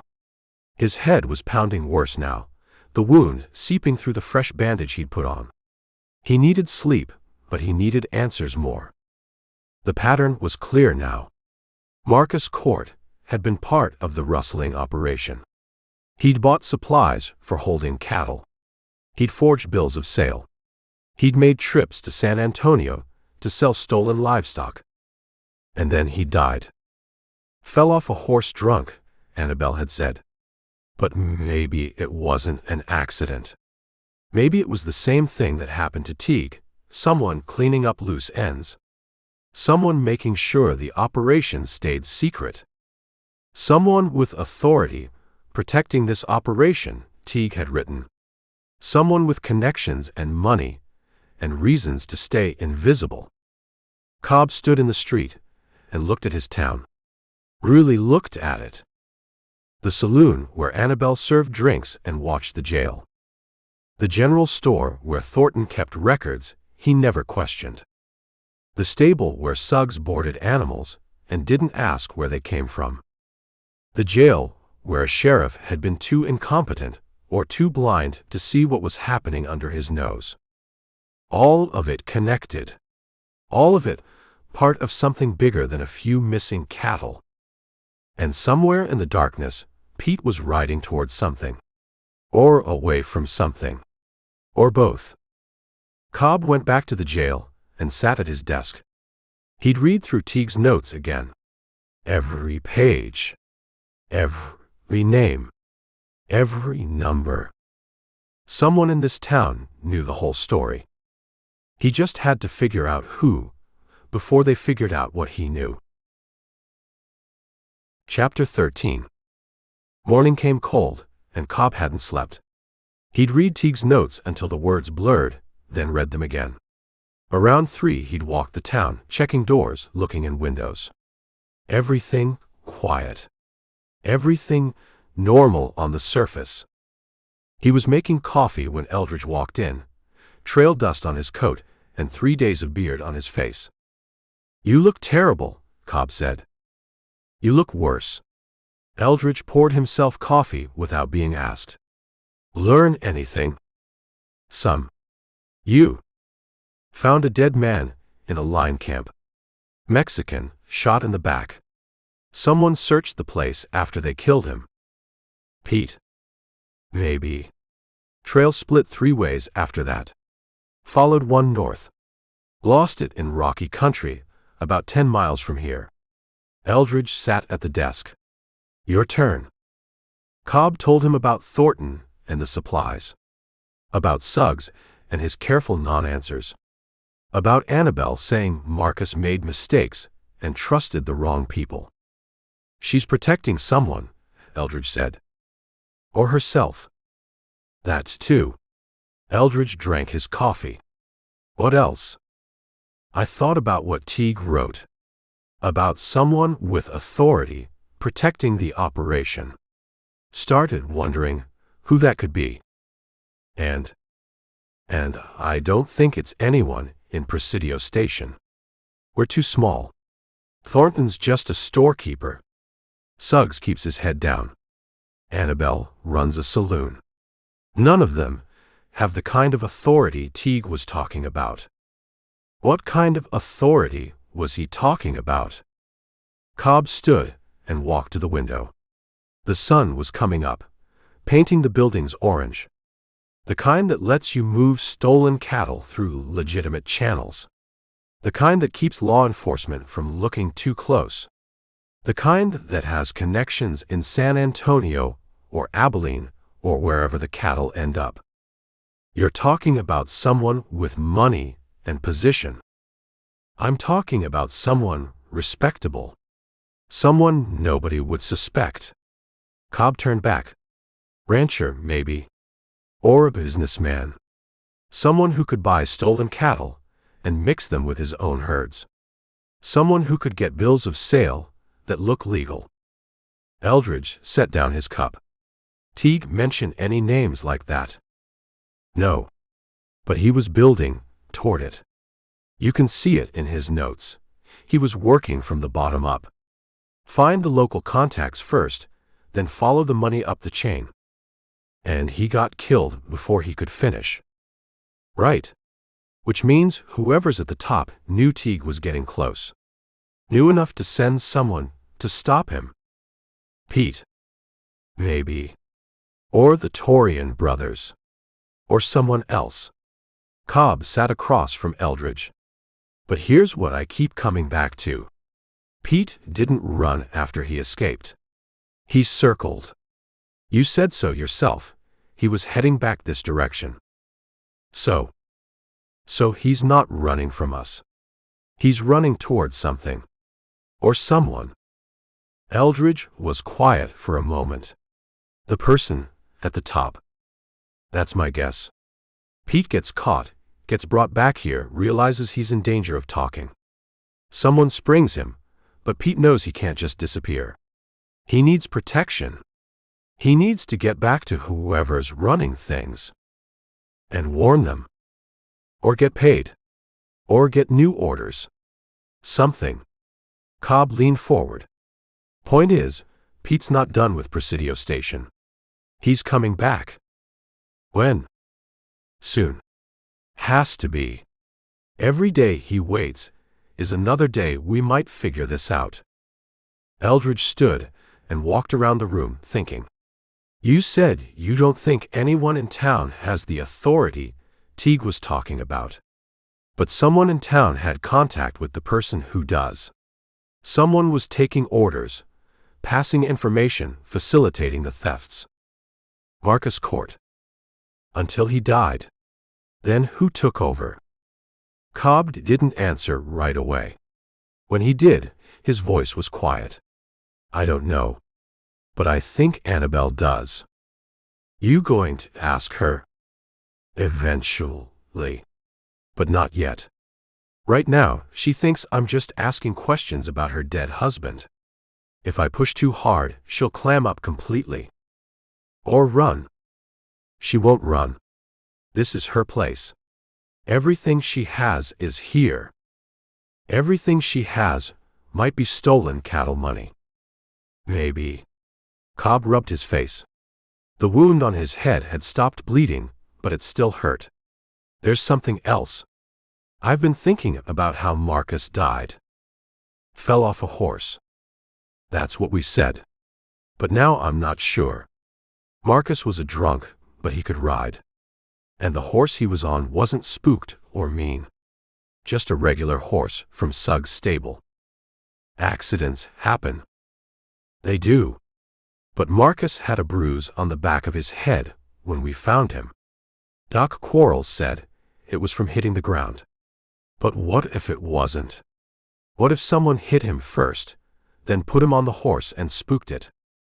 Eldridge looked at him. Make it look like an accident. Right. Clean, simple, no questions.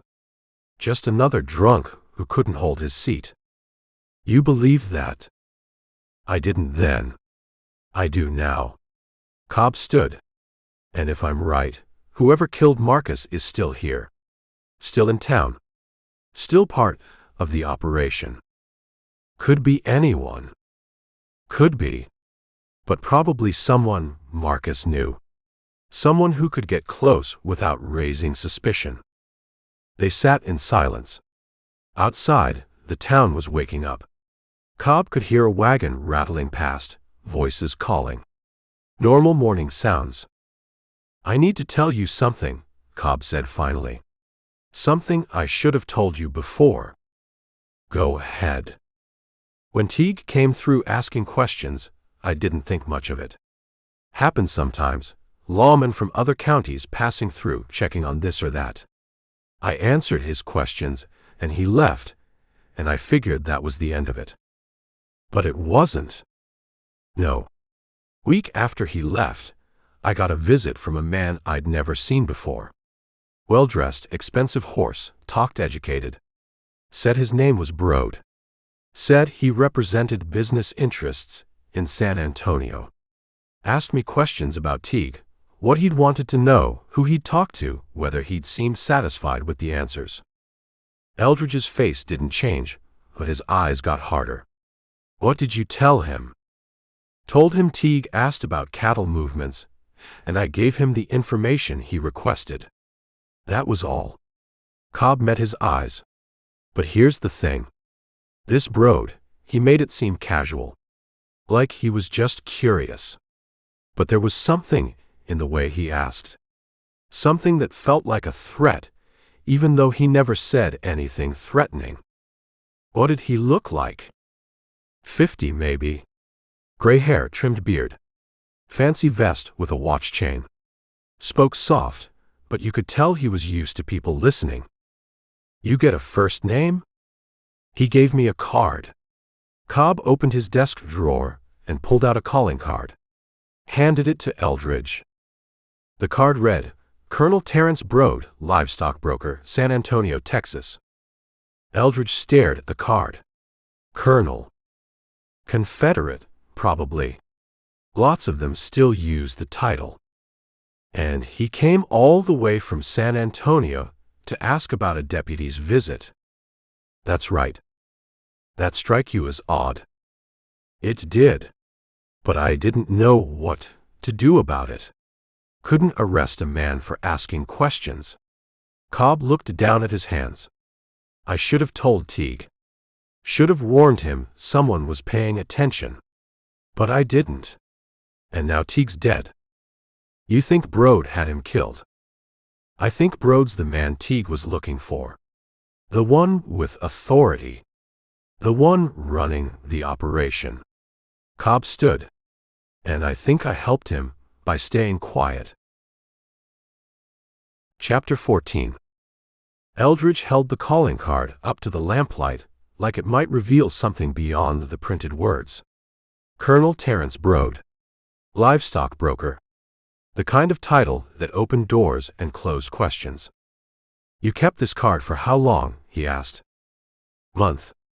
Maybe 5 weeks. And you never thought to mention it. I thought about it. But what would I say? A man came to town and asked questions? That's not a crime. No, but timing is interesting. Teague investigates. Brode shows up asking about him. Teague ends up dead. Eldridge put the card in his pocket. That's a pattern. I see that now. Should have seen it then. Cobb's face reddened. You want to arrest me for being slow? Go ahead. But I'm telling you now, because it matters. Because Brode's the key to this whole thing. Maybe. Eldridge walked to the window. The street was busier now. Thornton opening the store, a woman sweeping the boardwalk, 2 cowboys walking toward the saloon.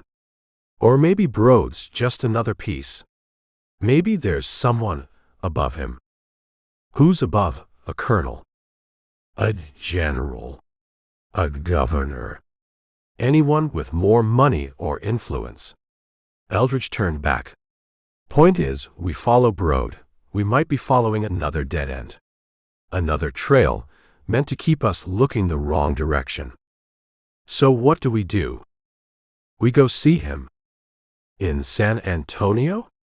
That's 2 days' ride. Then we better start now. Cobb shook his head. If Brode's dirty, riding into San Antonio to confront him is a good way to get killed. He'll have people there. Protection. So we bring our own protection. Like what? There's 2 of us. 3, if we bring Annabelle. That's not funny.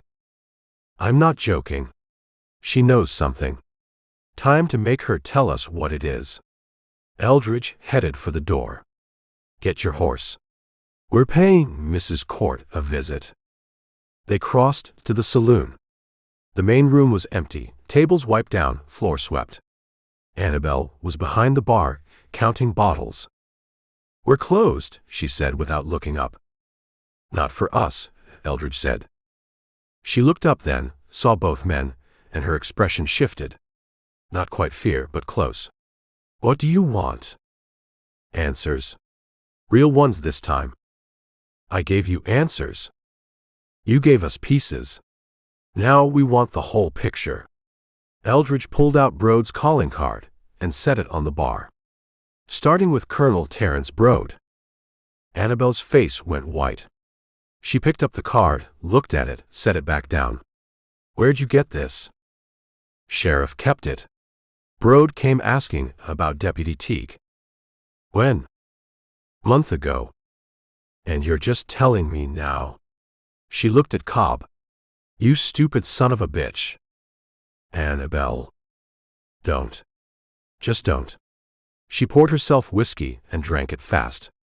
You have no idea what you've done. Then explain it to us, Eldridge said. She poured another drink, but didn't touch it. Just stared at the glass like it held answers she didn't want to see. Brode came here 2 years ago. Said he was looking for local men who could help with livestock transfers. Said he'd pay well for reliable people who knew how to keep quiet. Your husband signed up. Marcus needed money. The saloon wasn't making enough, and he owed people. Brode offered cash, and Marcus took it. She drank the second whiskey. I told him not to. Told him nothing good comes from easy money. But Marcus never listened to anyone, especially me. What did Brode have him do? Take cattle off drovers' herds at night. Small numbers, never enough to cause a stink. Hold them in a canyon about 5 miles east, brand them with Brode's mark, then move them out when Brode's men came through. Marcus got $50 a head. That's good money. Too good. Should have known it wouldn't last. Cobb sat at one of the tables. How long did this go on? 1.5 years. Maybe more. Then Marcus got scared. Started drinking heavier, talking loose. I heard him one night telling someone at the bar about Brode, about the operation. Talking like it made him important. She looked at Cobb. That's when I knew he was a dead man. He fell off a horse, Cobb said. He fell off a horse because someone hit him first. I found the mark on his head. Doc Quarles said it was from the fall, but I knew better. She refilled her glass. I just didn't know who did it. Pete? Eldridge asked. Maybe. Pete came around a few times with the Torian brothers. They'd collect the cattle, take them to Brode. Marcus thought they were his friends. But they worked for Brode, not Marcus. Why didn't you tell anyone? Tell them what? My husband was a rustler, and someone killed him? Who'd believe me? And even if they did, what would happen? Brode would send more men. I'd end up like Marcus. She met Eldridge's eyes. So I kept my mouth shut and hoped it was over. But Pete came back. 2 weeks ago. Showed up at the saloon, saying Brode wanted to talk to me. Wanted to make sure I wasn't going to cause problems. I told him I wasn't. Told him all I wanted was to run my business and forget Marcus ever existed. What did Pete say? Said Brode appreciated my cooperation. Then he asked if any lawman had been around asking questions. She looked at Cobb. I told him about Teague. The room went quiet. Cobb's face lost what little color it had. You told Pete about Teague, he said. I didn't know what else to do. Pete said if I cooperated, Brode would leave me alone. If I didn't. She didn't finish. So you signed Teague's death warrant? I didn't know they'd kill him. I thought they'd just scare him off or pay him to look the other way. I didn't know. Eldridge leaned against the bar. That's why Pete came to Presidio Station. Not to rustle cattle. To check on you. Make sure you were staying quiet about Marcus. And to see if the law was getting close, Annabelle said. Then you showed up with Pete in irons, and everything went sideways. Someone sprung him. Brode's men. Had to be. They probably rode in that night, knocked out Virgil, took Pete. Why not just kill him? Cobb asked. If Pete was a liability, why break him out? Because Pete knows things, Eldridge said. Knows where the cattle are held, who's involved, how the money moves. Brode needs him. Or needed him alive long enough to find out what he told you, Annabelle said. After that. She shrugged.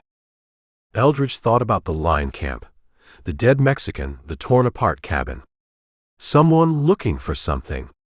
Or making sure something wouldn't be found. We need to go to San Antonio, he said. Talk to Brode. You'll never get close to him. He's got people. Protection. Then we get creative.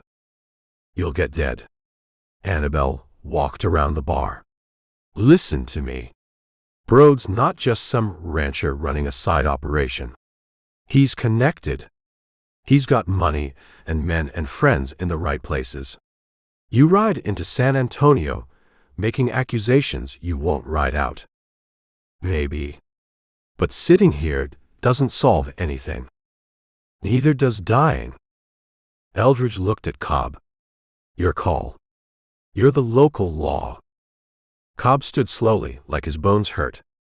We go to San Antonio, but not head-on. We do it smart. Find evidence first, build a case, then bring in federal help. That could take weeks. Better than getting shot in the street. Cobb looked at Annabelle. You're coming with us. No. Yes. You're a witness. Only witness who can connect Brode to Marcus and Pete to Brode. I'm not testifying against him. You don't have a choice. I've always got a choice. Not anymore, Eldridge said. You're in this now. All the way in. Only question is whether you help us or we charge you as an accomplice. Annabelle stared at him, then at Cobb. You do that? To get Brode? Yeah. I would. She laughed, sharp and bitter. You two have no idea what you're walking into. Then tell us, Eldridge said. She did. Chapter 15. Annabelle sat at one of her own tables and told them about Colonel Terrence Brode, like she was reciting something she'd memorized against her will. Brode owns the biggest ranch in Bexar County. 3,000 acres, runs 2,000 head. On paper, he's legitimate, buys cattle, sells cattle, makes money. Nothing unusual. But off paper? Eldridge asked. Off paper, he's running stolen livestock through his operation. Mixes them with his own herds, uses forged bills of sale, ships them north where nobody asks questions. Been doing it for 5 years, maybe longer. How do you know all this? Because Marcus told me. When he was drunk enough, he'd talk. Said Brode had operations in 6 different towns along the cattle trails. Said Brode was making $50,000 a year on top of his legitimate business. Cobb whistled low. That's a fortune. That's why he's protected. That kind of money buys a lot of silence. Annabelle looked at her hands. Marcus said Brode had 3 judges on his payroll. Said he had rangers who looked the other way when his men moved cattle at night. Said even the army at Fort Sam Houston knew about it and didn't care as long as Brode kept them supplied with beef at discount prices. That's a lot of claims from a drunk, Eldridge said. Marcus was a drunk. But he wasn't a liar. Not about this. Why would Brode tell Marcus all that? He didn't. Marcus overheard it. He was at Brode's ranch once, delivering cattle. Brode was talking to his foreman, didn't know Marcus was in the barn. Marcus heard everything. And he told you. He told me because he was scared. Said he'd heard too much. Said Brode would kill him if he found out. She looked up. I told him to run.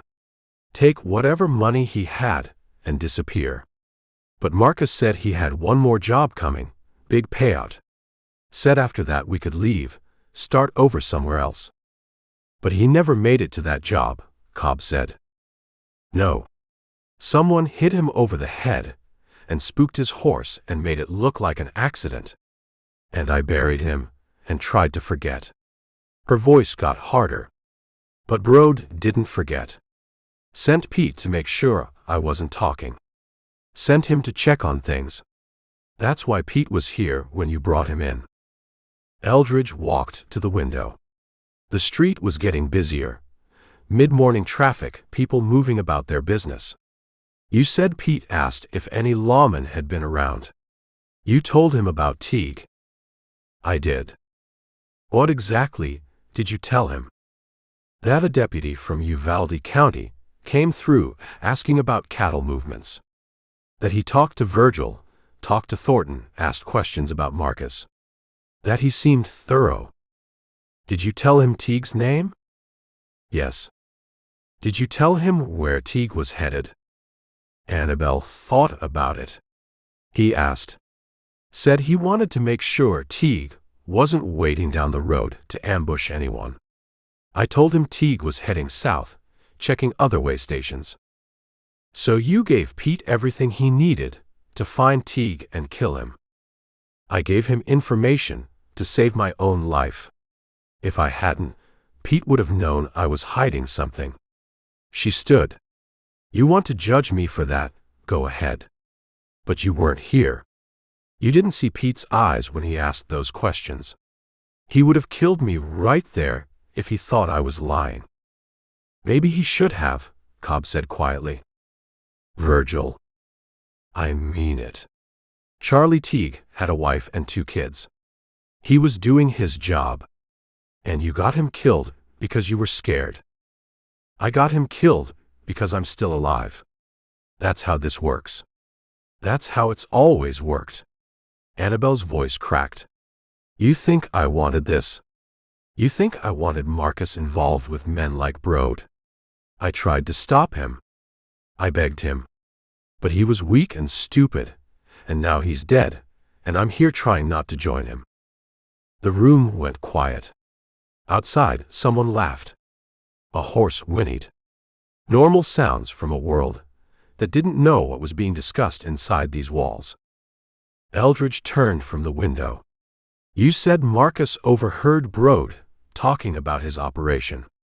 What else did he hear? Names. Brode mentioned names of other people involved. Local law in different towns. Buyers in Kansas City and Chicago. Men who moved the cattle, and men who kept records, and men who made problems disappear. You remember any of these names? Some. There was a sheriff in Uvalde named Roscoe. A cattle buyer in Abilene named Fisher. A lawyer in San Antonio named Pettigrew who handled the paperwork. She closed her eyes. And there was someone Brode called the banker. Never said his real name, just called him that. Said the banker handled the money, made sure everyone got paid. The banker, in San Antonio. Marcus didn't know. Could be San Antonio, could be somewhere else. Brode kept that part quiet. Eldridge looked at Cobb. You know any bankers who might fit? Half of San Antonio is bankers. Could be any of them. Or none of them, Annabelle said. Could be Brode just calls him that. Could be the man runs a saloon, or a store, or a ranch. Banker might just mean he handles the money. That's helpful, Cobb said. I'm telling you what I know. You want more, go ask Brode yourself. Just don't expect to walk away from that conversation. Eldridge sat across from her. Here's what's going to happen. You're going to write down every name Marcus mentioned. Every place, every detail, everything you can remember. Then you're going to sign it. Why? Because if something happens to us, that statement goes to the federal marshal's office in Featuring Smith. They'll investigate. They'll bring in people Brode can't buy or scare. And in the meantime, Brode sends someone to kill me. We'll protect you. How? You two going to sit in my saloon every night? Watch my door? Make sure nobody slips poison in my whiskey? She shook her head. You can't protect me. Nobody can. Then you better hope we get Brode before he figures out you talked. Annabelle stood and walked behind the bar. She pulled out a piece of paper and a pencil. Started writing. Her hand shook, but the words came out steady. Cobb watched her, then looked at Eldridge. Even if we get all this written down, it's just her word against Brode's. No judge will convict on that. No. But it's a start. And it gives us leverage. What kind of leverage? The kind that makes Brode nervous. The kind that makes him make mistakes. Eldridge stood. We show him we know about the operation. Know about the banker, know about the people on his payroll. We make him think we have more than we do. See what he does. He'll send men to kill us. Probably. But he'll also try to cover his tracks. Move money, burn records, talk to people he shouldn't talk to. That's when we catch him. That's a hell of a plan. You got a better one? Cobb didn't answer. Annabelle finished writing and pushed the paper across the bar. 2 pages of names, dates, places. Everything Marcus had told her, written in a careful hand. That's all I know, she said. If it gets me killed, at least I'll die knowing I tried to do something right. Eldridge read through it, then folded it and put it in his pocket. Pack a bag. You're coming with us. Where? Somewhere safe. Somewhere Brode can't get to you until this is finished. There's no such place. There is if we make one. He looked at Cobb. You know anywhere we can hide her? Maybe. Old Mission, about 30 miles north. Been abandoned for years. Nobody goes there. That'll work. Annabelle laughed. You're going to hide me in a ruined church and hope Brode doesn't find me. That's your protection? That's the start of it. Eldridge headed for the door. Get your things. We leave in an hour. After he left, Annabelle looked at Cobb. He's going to get us all killed, you know that. Maybe, Cobb said. But at least we'll go down fighting instead of hiding. Is that supposed to be comforting? It's supposed to be honest. She went upstairs to pack. Cobb stood alone in the empty saloon, wondering if honest was enough. Chapter 16.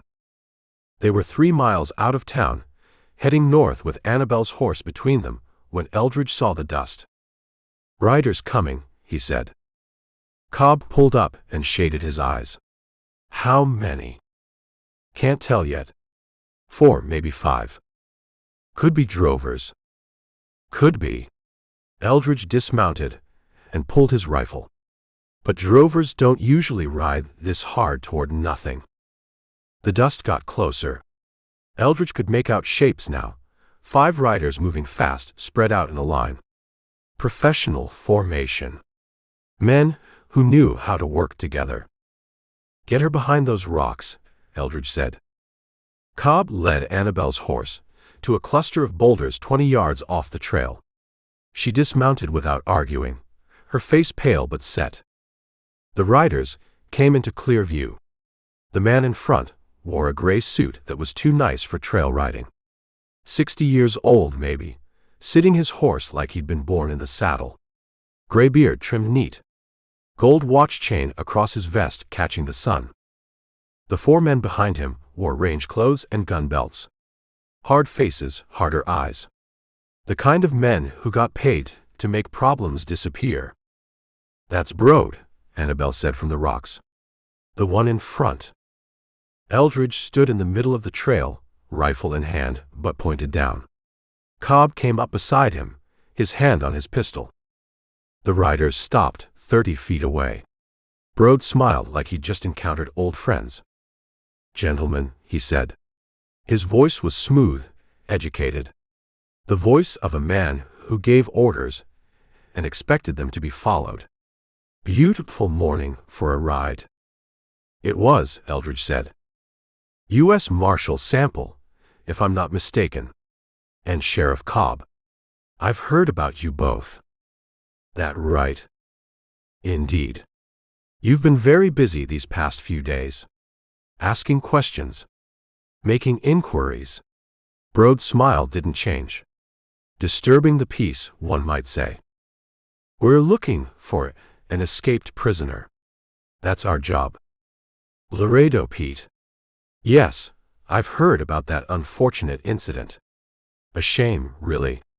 Sheriff Cobb must be terribly embarrassed." Cobb's jaw tightened, but he stayed quiet. "You wouldn't happen to know where Pete is, would you?" Eldridge asked. "Why would I know that?" "Because Pete works for you. Because you run a cattle rustling operation, and Pete's one of your men. Because you had Deputy Charlie Teague killed when he got too close to figuring that out." Brode's smile finally faded. "That's quite an accusation, Marshal. I hope you have evidence to support it." "We're working on that." "I'm sure you are." Brode shifted in his saddle. The 4 men behind him spread out slightly, hands moving closer to their guns. But evidence can be a tricky thing. Sometimes it exists, sometimes it doesn't. Sometimes it disappears entirely. Is that a threat?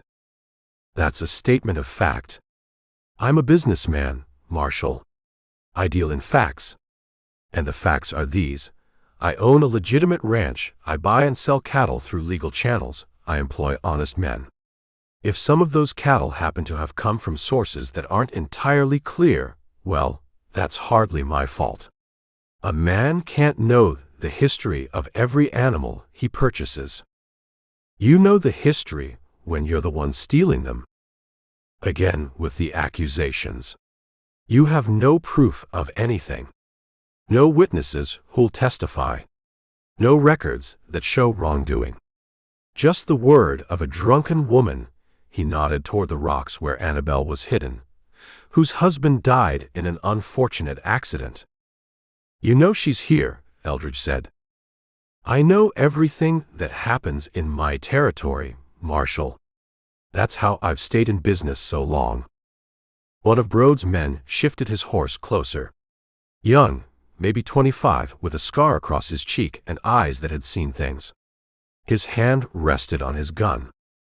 Easy, Eldridge said. Easy yourself, the young man replied. Mexican accent, probably one of the Torian brothers. You're the ones standing in our way. We're standing on a public trail. You're standing between me and something I need, Brode said. Mrs. Court has been spreading stories. Telling tales about my business. That makes her a problem. She's under federal protection. Is she?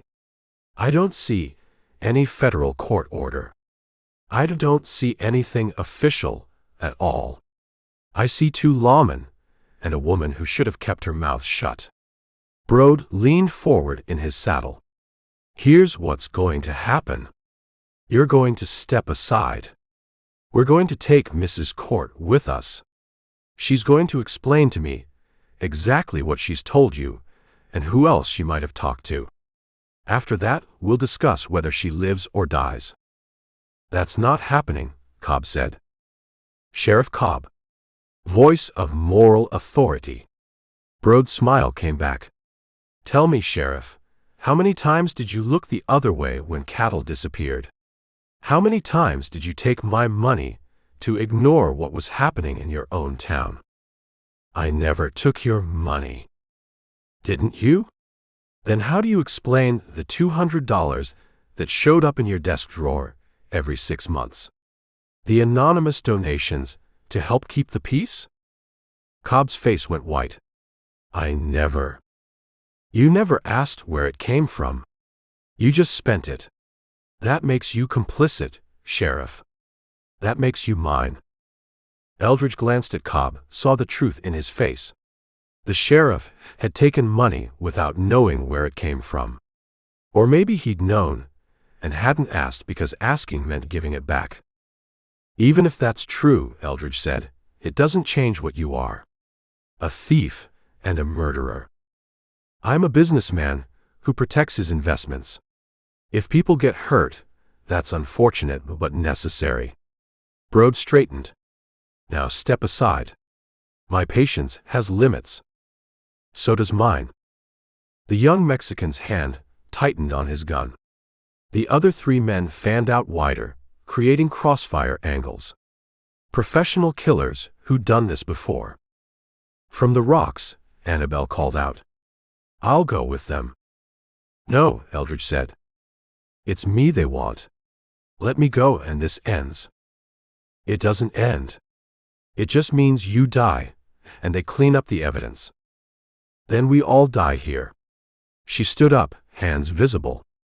At least my way, you 2 have a chance. Brode nodded appreciatively. Sensible woman. I like that. You're not taking her, Eldridge said. Then we have a problem, Marshal. Because I'm not leaving without her. Brode looked at his men. Gentlemen, if the marshal and sheriff don't cooperate. A rifle shot cracked from somewhere behind them. One of Brode's men jerked and fell from his horse, blood spreading across his shoulder. The other 3 pulled their guns, looking for the shooter. Another shot. A horse screamed and went down, throwing its rider. Eldridge didn't wait. He brought up his rifle and fired at the young Mexican who dove off his horse. Cobb drew his pistol and shot at another rider, missing but making him retreat. Brode spurred his horse and charged toward the rocks where Annabelle was hiding. Eldridge fired again, hitting Brode's horse in the chest. The animal went down hard, throwing Brode 10 feet. The colonel hit the ground rolling, came up with a pistol. More rifle shots from behind. Whoever was shooting knew their business. Another of Brode's men went down, clutching his leg. The fight lasted maybe 30 seconds. When it was over, 3 of Brode's men were wounded or pinned down. 1 was dead. And Brode himself was on his knees with blood running down his face from where he'd hit the ground. Eldridge walked over and kicked away Brode's pistol. Don't move. From the rocks behind them, a voice called out. Everyone's still breathing. Eldridge turned. A man stood there with a rifle, mid-40s, weathered face, deputy's badge on his vest. Who are you? Eldridge asked. Deputy Ross, Uvalde County. Friend of Charlie Teague's. He walked forward, rifle still aimed at Brode's remaining men. Been tracking these boys for 2 days. Figured they'd lead me somewhere interesting. You figured right. Ross looked at Brode, who was trying to sit up. This the colonel? It is. Good. Charlie wrote about him. Said he was the head of the whole operation. Ross smiled. Looks like Charlie was right. Chapter 17. They tied up Brode's men with rope from the saddlebags. The dead one they left where he fell. Deputy Ross knew field medicine and patched the wounded well enough to keep them from bleeding out. Brode sat against a rock, holding a bandana to his head. The blood had stopped, but his face was gray with rage and pain. "You can't prove anything," he said. "Don't need to prove it right now," Eldridge replied. "Just need to get you to Fort Smith. Judge Parker will handle the rest. Parker's a hanging judge. He'll railroad me." "Then you better hope you've got a good story." Ross finished tying the last man and walked over. "Found this in one of the saddlebags." He held up a leather journal. "Looks like records. Numbers, dates, names." Eldridge took it and flipped through pages. Neat columns showing cattle purchases, sales, payments. Names he recognized: Thornton Hayes, Raymond Suggs. Names he didn't recognize. And at the bottom of several pages, a notation: Banker 15%. "What's this banker entry?" he asked Brode. "Go to hell." "Who's the banker?" Brode just stared at him. Ross pulled his pistol and pressed it against Brode's knee. "Marshal asked you a question. You won't shoot." "Charlie Teague was my friend. My partner. You had him killed." Ross cocked the hammer. "I'll shoot you in pieces and sleep fine tonight." Brode looked at Ross's eyes and saw something that made him reconsider. "The banker handles the money. Takes his cut, distributes payments, keeps the books clean." "Who is he?" "Man named Shelby. Runs a freight company in San Antonio. Ships cattle, moves goods, handles transactions for people who don't want their names on official records." "He part of the rustling?" "He's part of everything." Brode looked at Annabelle. "How do you think your husband got paid? How do you think anyone got paid?" "Cash moving through Shelby's freight office, clean as Sunday laundry." Cobb had been quiet, standing off to the side. Now he walked over. "You said I took your money. $200 every 6 months." "That's right." "Who delivered it?" "Different people. Sometimes Pete. Sometimes the Torian brothers. Sometimes just left it in your desk when you weren't looking." "Why?" "Why do you think?" "So when this all fell apart, you'd be compromised. So you couldn't testify against me without admitting you took bribes." Brode smiled despite the blood on his face. "Insurance, Sheriff. That's all you were. Insurance against exactly this situation." Cobb's face went red. He pulled his pistol and aimed it at Brode's head. "Virgil," Eldridge said. "He destroyed me. Made me dirty without me even knowing it.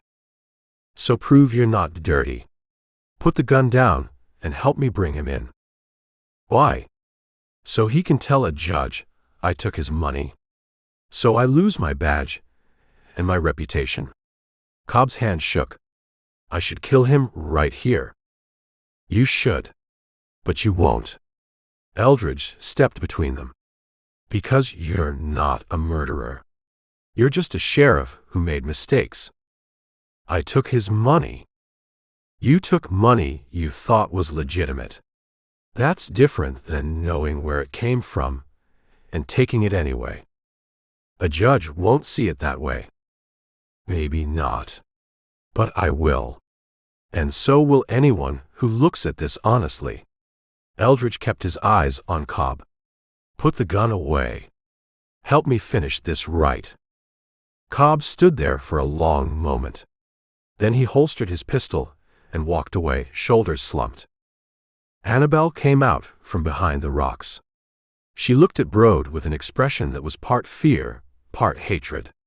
"Marcus told you he overheard you talking. That's why you killed him." Marcus was a drunk and a fool. He heard things he shouldn't have heard and told people he shouldn't have told. That made him a liability. So you had him killed. I had him removed. There's a difference. Not to me, there isn't. Brode shrugged. Your husband knew the risks. We all do in this business.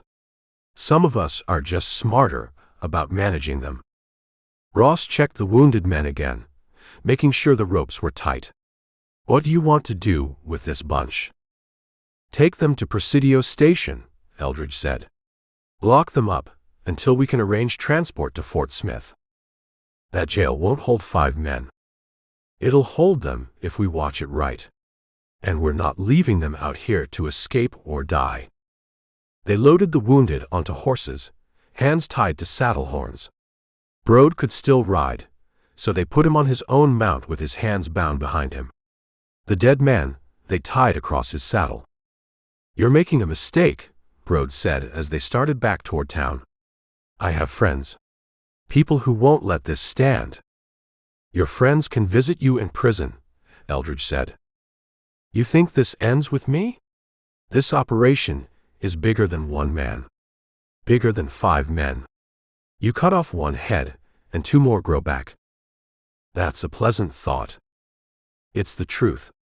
You want to know how deep this goes? Talk to Shelby. Ask him who else is involved. Ask him about the judges, and the politicians, and the army officers who take their cut. Brode smiled. You're hunting a snake, Marshal.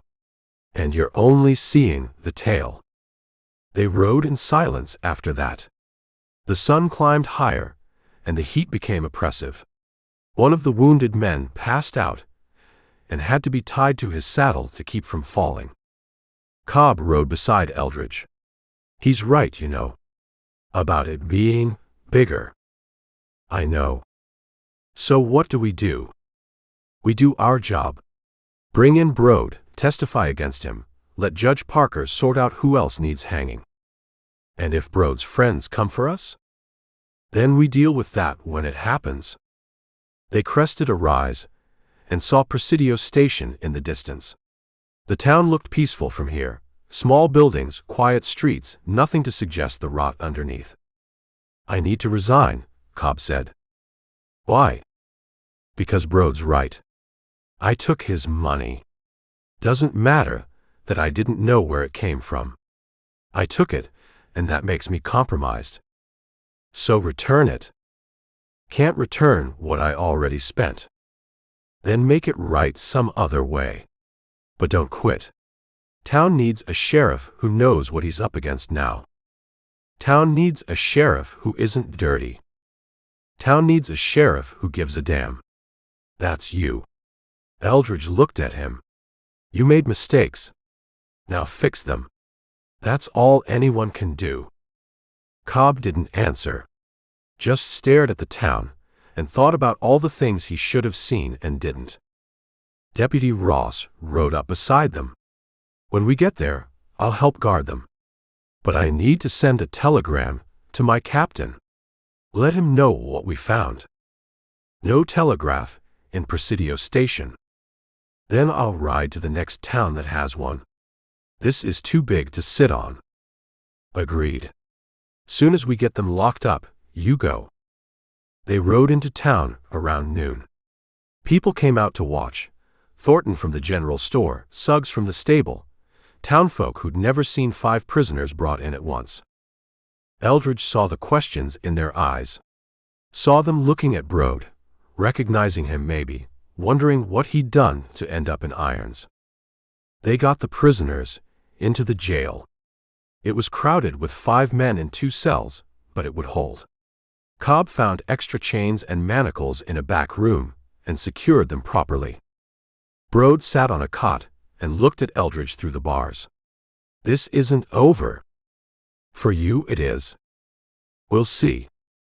Eldridge locked the cells and hung the keys on his own belt. Not on a hook, not on the desk. On his belt, where no one could take them without him knowing. Ross left to find a town with a telegraph. Cobb sat at his desk, staring at nothing. Annabelle went back to her saloon to think about everything that had changed in the last few hours. and Eldridge stood in the middle of the jail, looking at 5 men who'd killed and stolen and corrupted, wondering how many more there were that he hadn't caught yet. The snake's tail, Brode had called it. Eldridge wondered how long the snake really was. Chapter 18. The jail smelled like sweat, old blood, and the sour breath of caged men. Colonel Terence Brode sat on the cot in the far cell, his suit jacket off, the dried blood on his face looking black in the lamplight. His 4 men were crowded into the other cell, quiet, one of them groaning every time he breathed. Eldridge Sample finished cleaning his rifle, the oiled rag moving in short, precise strokes. Sheriff Virgil Cobb stood at the window, staring out at the saloon.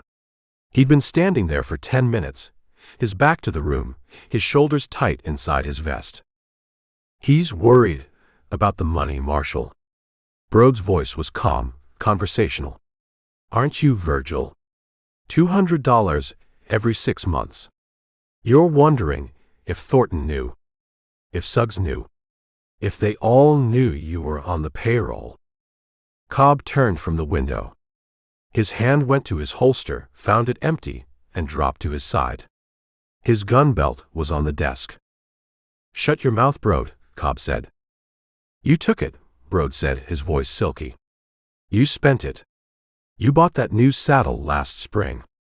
You paid Doc Quarles's bill. You're as dirty as I am. You just got a better price for your soul." Cobb took 2 steps toward the cell, his hands clenched. "I didn't know." "You didn't ask," Brode corrected. "There's a difference." "He's baiting you," Eldridge said, not looking up from his rifle. He clicked the lever, slid it home. "Don't take it." "It's the truth," Cobb said. He looked at his hands. "He's right." "Maybe." Eldridge stood the rifle against the desk. "You going to stand there and feel sorry for yourself, or are you going to finish this?" Cobb looked at him. "Finish what?" "You got him. Ross is sending a wire. It's over." "It's not over. Laredo Pete's still gone." Eldridge walked over to Annabelle Court. She sat on the bench by the cold stove, her hands folded in her lap, looking at none of them. She'd been quiet since they brought her back from the trail, locking her in the jail's back room for her own protection. They'd let her out when the prisoners were secured. "Brode's here," Eldridge said to her. "His men are in that cell. Deputy Ross was tracking them for 2 days before the fight. They didn't make any stops." Annabelle's eyes flicked to him. So they didn't stop in Presidio Station to break Laredo Pete out of jail. They rode straight for us." Cobb turned. He looked at Eldridge, then at Annabelle. He was following it, the pieces clicking into place. "Then who did?" Annabelle looked at the floor. The tips of her boots were coated in white caliche dust. "You told us," Eldridge said, his voice quiet. "It must have been Brode's men. You seemed sure."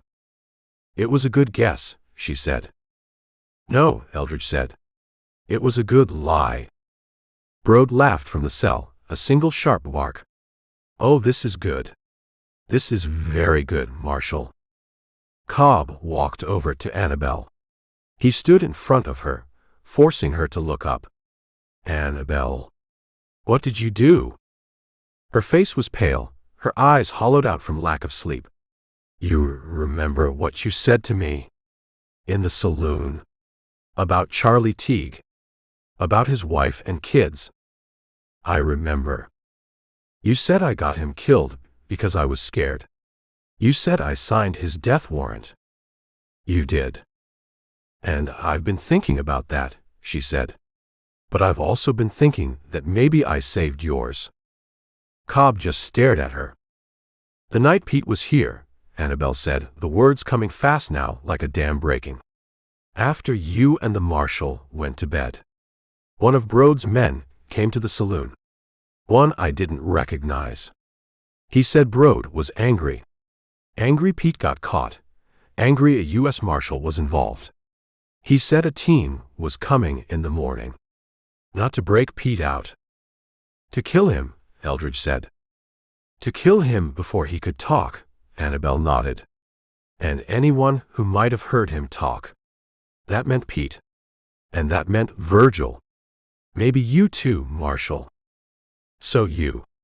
Cobb was afraid to say it. So I waited. I watched Doc Quarles drink himself to sleep in your chair.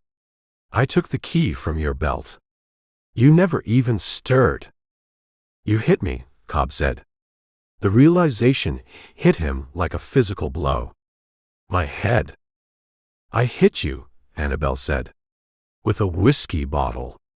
Hard enough to make it look real. Hard enough to keep you down while I got Pete out. But not hard enough to kill you. Not like they would have done. Seaboot sat on the desk. He didn't seem to have the strength to stand. You let Pete go. I gave him a horse and a canteen. I told him Brode's men were coming to kill him and to ride until he couldn't ride anymore. I told him if he ever came back, I'd kill him myself. Where? Eldridge's voice cut through the confession. Where did you tell him to go? Why? Because he's a material witness, and I'm not letting him go. Brode's voice came from the cell again, amused. She's not going to tell you, Marshal. She just saved your man Cobb's life. She's not going to give up the man she saved him with. Annabelle looked at Brode, her eyes filled with a pure, cold hatred that startled Eldridge. The old mission, she said, her voice clear. 20 miles east, in the canyon. He said he'd hide there until he knew it was safe. Brode's smile vanished. He gripped the bars. You stupid woman. You've killed him. No, Annabelle said, standing up. I just told the Marshal where to find him. What he does next is his business, not mine. Eldridge picked up his rifle and his gun belt. He looked at Cobb, who was still sitting on the desk, staring at the floor, a man undone. You still resigning? Eldridge asked. Cobb didn't move for a long count. He looked at his hands, at the bloodstain on the floor, at Brode watching him from the cell. Then he pushed himself off the desk, walked over, and picked up his own gun belt. He strapped it on, his movements slow, deliberate. After, Cobb said. After we find Pete. Chapter 19. The sun was a red smear in the west, bleeding into the dust. 20 miles of hard riding had left Eldridge Sample's horse breathing heavy and his own back feeling like a board. Beside him, Virgil Cobb hadn't said more than 10 words since they left Presidio Station. He rode slumped, a man carrying more than his own weight, his eyes fixed on the horizon. You quiet, Eldridge said. Cobb's gaze didn't move. Just thinking. About the money. About her. Cobb's voice was rough. Hitting me with a bottle. To save my life. He shook his head, a small, jerky motion. She should have let them come. Then you'd be dead, Eldridge said. At least I'd be clean. Nobody's clean, Sheriff. They're just uncaught. Cobb finally looked at him, the fading light catching the anger and shame in his eyes. That's what Brode said. That's what you all say. Makes it easy to be dirty, don't it? When you figure everyone else is, too. It just makes it true, Eldridge said. They rode on. The land turned broken, all rock and shadow and thorny brush. Eldridge tasted the alkali dust on his teeth. He didn't like this. He didn't like Annabelle's confession. It was too neat, too convenient. A woman who'd lied for 2 years, suddenly telling the truth out of spite. Or maybe she'd just changed which lie she was telling. Maybe she and Pete were partners. Maybe this mission wasn't a hideout, but a trap. He saw it first, a dark shape against the cliffs. The bell tower of the old mission, a black finger pointing at a sky full of stars. The walls were adobe, melting back into the earth. Eldridge pulled up, dismounted, and unslung his rifle. "He'll have the high ground," Eldridge said. "Bell tower, maybe the roof. I'll go in through the chapel. You circle around. Cover the back, where the horses would be. Anything moves, you shoot it." Cobb nodded, pulling his own Winchester from its scabbard. His hands were shaking. He gripped the rifle's stock until his knuckles went white. "Sheriff." Cobb looked at him. "Don't think," Eldridge said. "Just do." Eldridge moved through the shadows of a collapsed outer wall, his boots silent on the packed dirt. The place smelled like bats and dry rot and something else. Smoke. A small fire, burning mesquite. He reached the main chapel entrance. It was a black hole, an arched doorway with no door. He listened. Nothing but the wind, moving through the rafters. He stepped inside. The chapel was long and narrow. The roof had fallen in at the far end, near the altar, leaving a jagged hole open to the stars. In the center of the room, a small smokeless fire burned in a ring of stones. Laredo Pete sat on the other side of it, nursing a tin cup. He looked up as Eldridge entered, his face half in shadow, half in firelight. He wasn't surprised. "Took you long enough, Marshal," Pete said. Eldridge leveled the rifle at him. "Get your hands up." "Easy." Pete set the cup down and raised his hands, palms out. "Just having a drink. You want one?" "It's just water. Canteen's almost dry." "Where's your gun?" "On the ground. Over by my saddle." Pete nodded toward a dark pile of gear 10 feet away. "You can see it from here. Way out of reach." Eldridge didn't move. "I had to stop and lock up your boss." That got a reaction. Pete's head came up. "Brode. You got Brode." "Him and 4 of his men. They're sitting in Cobb's jail right now." Pete stared at him. Then he smiled, that slow half-mouthed smile. He whistled low. "Well, hell. That changes things, don't it? It changes you from an escapee to a witness. Stand up." Slow. Pete stood, his hands still raised. "You know, Marshal, a man in my position, knowing what I know, I could be real helpful to a man like Judge Parker. You're a cattle rustler and a bank robber." "I'm an employee," Pete said. "And I'm about to get talkative. Brode's just the local manager, you know that. The snake's got a head. A banker, in San Antonio. Name's Shelby. Got judges on his payroll. Army contracts. I know names, Marshal. I know where the money goes. Why tell me? Why not just keep riding?" "Because Annabelle gave me this horse and told me to run," Pete said, his tone reasonable, like he was explaining a feed bill. "But where to? Brode's men are everywhere. Now Brode's in jail. But his friends aren't. The men who pay him. They'll come looking for me. They'll come looking for Annabelle. They'll probably come looking for you and that sad sack sheriff of yours." Pete took a step back, casual, his hands still up. "Only place I'm safe is in a federal jail, testifying. I give you Shelby, I give you the judges, and you tell Parker I cooperated. You tell him I'm a changed man." The sound of a boot scraping on stone came from the back of the chapel. Sheriff Cobb stepped out of the shadows near the ruined altar, his rifle leveled at Pete's chest. "Don't listen to him, Marshal," Cobb said, his voice shaking. "He's the one who started all this." Pete turned. "Sheriff. You're looking better." The smile came back. "Heard you had a headache." Cobb worked the lever on his rifle. The sound was loud in the small space. "I ought to shoot you right here. Save the judge the trouble." "You could," Pete said, not moving. "But then you'll never get the men who paid you. The men who bought that new saddle for you. The men who made you dirty. Cobb's face went white. He took a step forward. Eldridge moved between them. Nobody's shooting anybody. He kept his own rifle on Pete. Cobb, lower your weapon. He's baiting me. He is. And you're taking it. Lower your weapon. Cobb hesitated, his breathing ragged. Finally, he lowered the rifle just an inch. Pete, Eldridge said, you're going to get on your knees and put your hands behind your head. Pete looked at Cobb, then at Eldridge. He sighed, like this was all a great bother. Fair enough.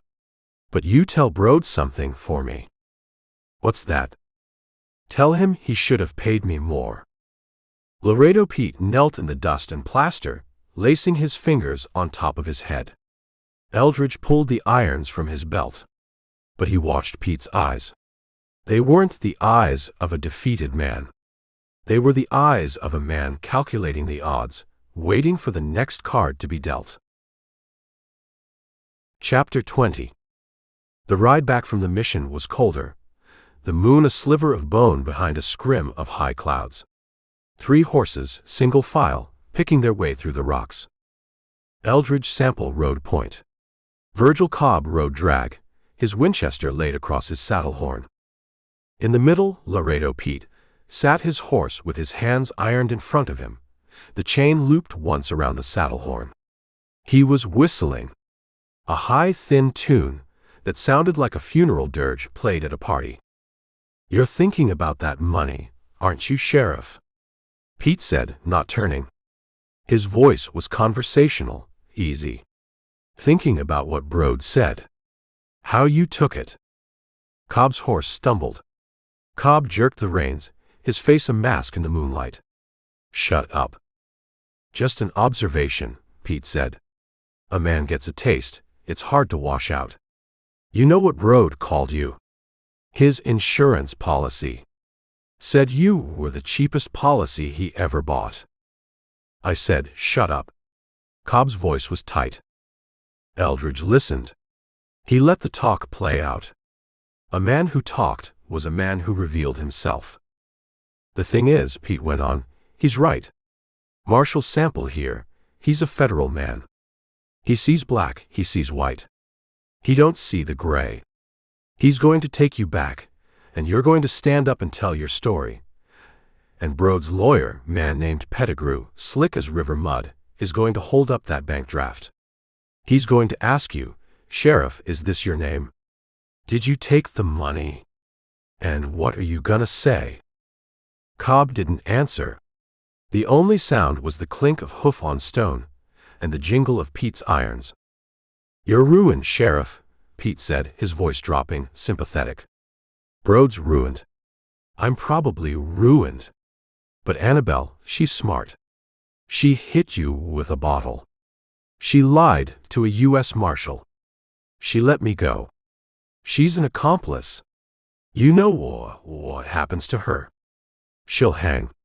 Or worse, spend 20 years in a cell in Detroit. All because she tried to save your worthless hide. Eldridge saw Cobb's back stiffen. But, Pete said, there's another way. A cleaner way. Eldridge reined in his horse. Get to it, Pete.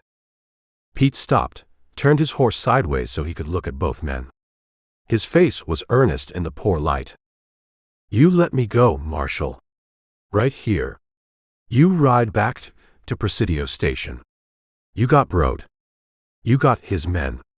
You got Annabelle's testimony. You got enough to hang him 10 times over. You don't need me. I need you to tie Brode to Shelby, Eldridge said. To the banker. I'll write it down for you, Pete said, like he was offering to share a map. Every name. Every date. I'll give you the whole damn thing. My sworn testimony. And then, I disappear. You pin everything on Brode, the man you caught. You leave me out of it. You leave Annabelle out of it. And you let Sheriff Cobb here walk away. He resigns, moves on. Nobody ever has to know about that $200. "You're offering me a deal," Eldridge said. "I'm offering you a clean win. You get the man you came for. Cobb saves his skin. Annabelle stays free.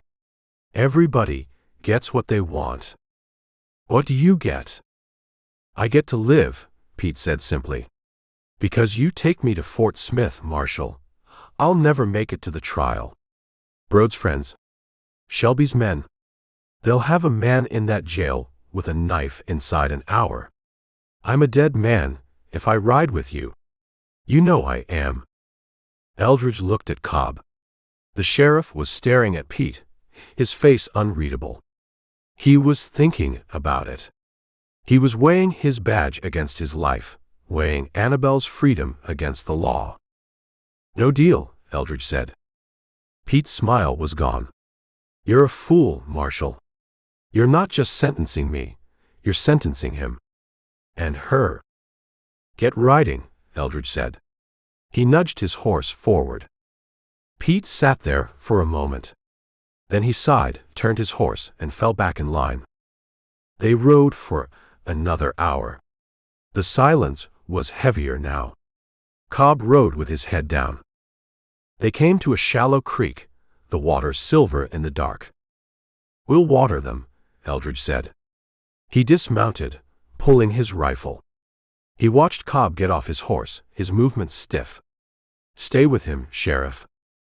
Eldridge led his own horse to the water. He knelt, checking the animal's foreleg. Laredo Pete swung down from his saddle. The chain on his irons was still looped on the horn. Cobb stood 10 feet away, holding his rifle, watching Pete. "She'll hate you for this, you know," Pete said, his voice low, not meant for Eldridge. "You dragging her into your own ruin." Cobb's hand, the one on the rifle stock, was shaking again. "She saved your life, Virgil," Pete said, using his first name. "It sounded like a violation. And you're going to let this federal man send her to prison for it. All you had to do was say yes."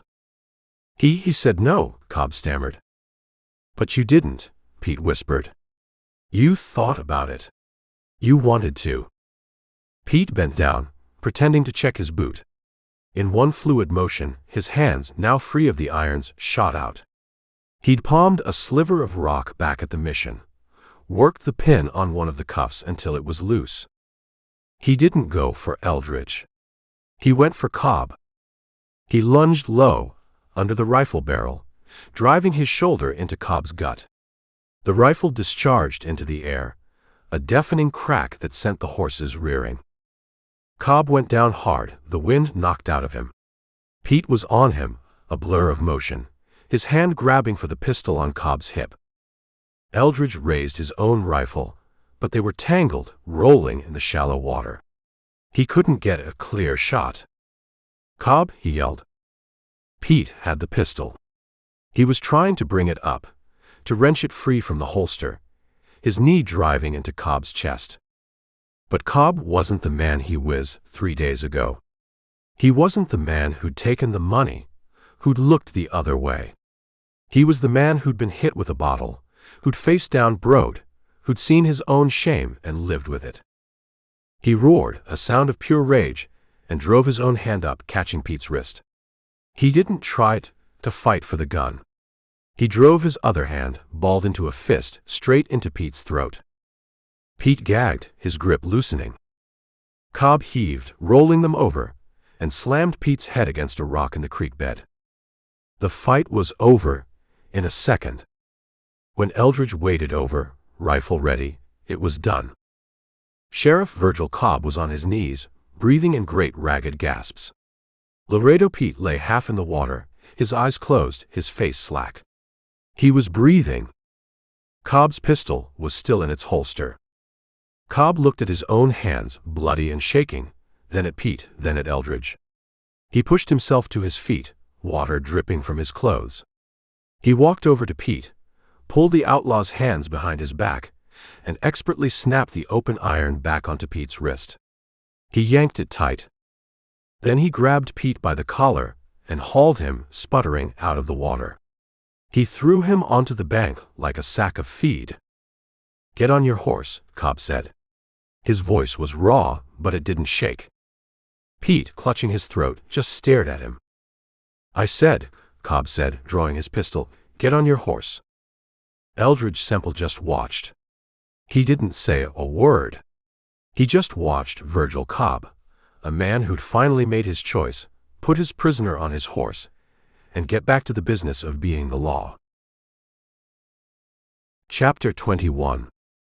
It was almost dawn when they rode back into Presidio Station. 3 horses moving slow.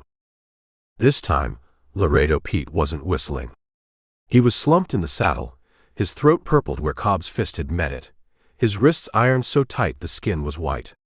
He tried one more time to talk, something about a deal, and Cobb had just looked at him. Pete had stayed quiet after that. Eldridge Sample rode point, his eyes on the town. It looked the same. Dusty, quiet, shuttered. But it felt different. The air was cleaner. Virgil Cobb rode drag. He didn't look like a man who'd been beaten, bribed, and betrayed. He looked like a man who'd just finished a long day's work and was tired, but not broken. They stopped in front of the jail. The street was empty. Eldridge dismounted. Sheriff. Watch him. He walked into the jail. The lamp was burning low.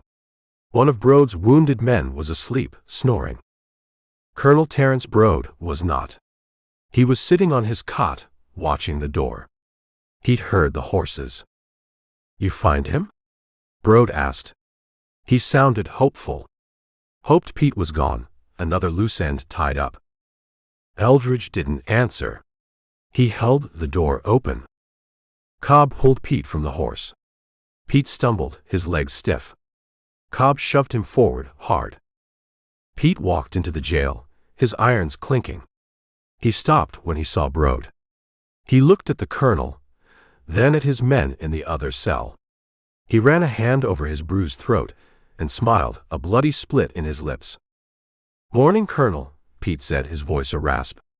Looks like the payroll's late. Brode's face went gray. He stood up, gripped the bars. He wasn't looking at Pete. He was looking at Eldridge. You made a mistake, Brode said, his voice losing its silk. You should have let him go. That's what he said, Eldridge replied. Cobb shoved Pete into the cell with Brode's men, who shifted away from him like he was diseased. Cobb locked the cell door, then locked the other cell door, checking Brode's lock twice. He hung the keys on his own belt. Marshal, Cobb said. Eldridge followed him to the back room. Annabelle Court was asleep in the chair, a blanket wrapped around her. She'd cried herself to sleep.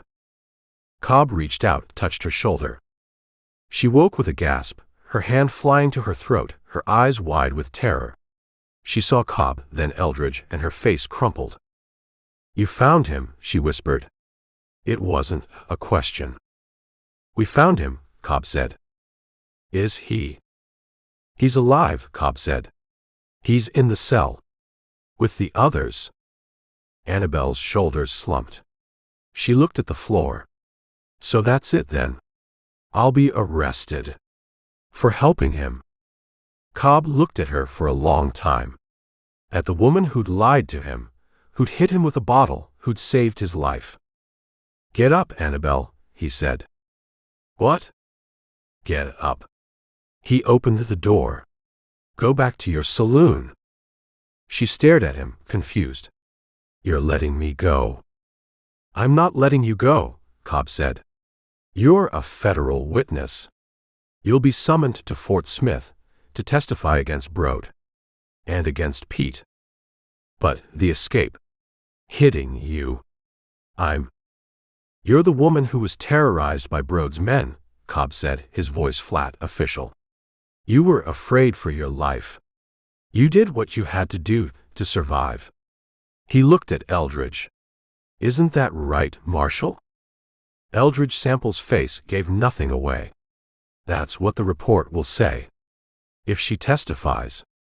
If she tells the truth about everything. Brode. Marcus. Shelby. All of it. Annabelle stood slowly. She looked from Cobb to Eldridge, then back to Cobb. She saw the change in him. The iron. What about you? She asked Cobb. The money. I'll be testifying too, Cobb said. About all of it. They'll take your badge. It's not mine anymore, Cobb said. He stepped aside. Go on. Open up your saloon. Send some coffee over. A lot of it. And breakfast. For all of them. For the prisoners? They got a long ride ahead, Cobb said. Annabelle walked past them, didn't look back. She crossed the street in the gray light, her steps certain. Eldridge and Cobb stood on the boardwalk, watching the sun hit the top of the general store. The air smelled like coffee from the saloon. You're riding with me, Eldridge said. I am, Cobb said. I'm not resigning. You just said the badge wasn't yours. It's not. But the job is. At least until I get these men to Judge Parker and tell him my story. Cobb pulled a cigar from his vest pocket, looked at it, and put it back. I took that money, Marshal. I didn't know where it came from, but I didn't ask either. That makes me what Pete said I was. It makes you compromised, Eldridge said. So get uncompromised. That's the plan. Cobb looked at the jail. Deputy Ross should be back soon. We'll need a wagon. Those wounded men can't ride. And I don't want Brode and Pete on horses. Too much chance. We'll chain them to the wagon bed. Good. They stood there, 2 men with a jail full of murderers and thieves, a town full of secrets, and a 5-day ride in front of them. Virgil, Eldridge said. Cobb looked at him. You did good. Back at the creek. Cobb just nodded. He wasn't a man who needed praise, not anymore. He pushed open the jail door and went inside, the jingle of his keys loud in the morning air. He had work to do. Chapter 22. Deputy Ross got back at noon, his horse lathered. He'd ridden 20 miles, found a telegraph wire at a railroad stop, and sent his message. He came back with a rented wagon, a heavy-duty freight bed pulled by 2 mules, and a kid who looked about 16 holding a shotgun. This is Ben, Ross said. He's watching the team. Figured we'd need every gun we had, facing the other way. Eldridge Sample just nodded. Virgil Cobb came out of the jail, carrying a length of heavy chain. Annabelle sent food. Let's get them loaded. The street was quiet, but not empty. People watched from behind curtains. Thornton Hayes stood on his boardwalk, just watching. Raymond Suggs was shoeing a horse, the hammer ringing, but his eyes kept flicking to the jail. They brought the wounded men out first, one by one. They groaned as Ross and Cobb manacled their good ankles to the chain, which was bolted to the wagon bed. Then came Laredo Pete. He squinted in the sun, his throat a map of purple bruises. He looked at the wagon, at the mules, at the kid with the shotgun. He didn't look at Cobb. No cushions? Pete said, his voice a rasp. Poor service. Get in, Cobb said. They chained him next to the others. He settled back against the wagon's side, comfortable as a man in his own parlor. Finally, Colonel Terence Brode. He walked out, his suit stained with dirt and dried blood, his face tight with a fury that had curdled. He looked at the wagon, at Pete, at the townspeople watching his humiliation. You'll all hang for this, Brode said, his voice low. When my lawyers get here. You, Cobb. You especially. Get in the wagon, Colonel, Cobb said, his voice flat. He'd heard it all before. They chained Brode at the front of the wagon bed, separate from the others. Eldridge mounted up. He looked at Cobb and Ross. Cobb, you ride left. Ross, you ride right. I'll take the lead. Kid stays on the wagon. We shoot any man who stands up without permission. We shoot any man who tries to get out. We shoot any rider who gets within 50 yards without being told. Clear?" Ross nodded. Cobb chambered a round into his Winchester. "Clear," Cobb said. The wagon lurched forward, the mules straining. The sound of the wheels on the hard-packed caliche was the only noise in town. They rode east. For the first 5 miles, nobody spoke.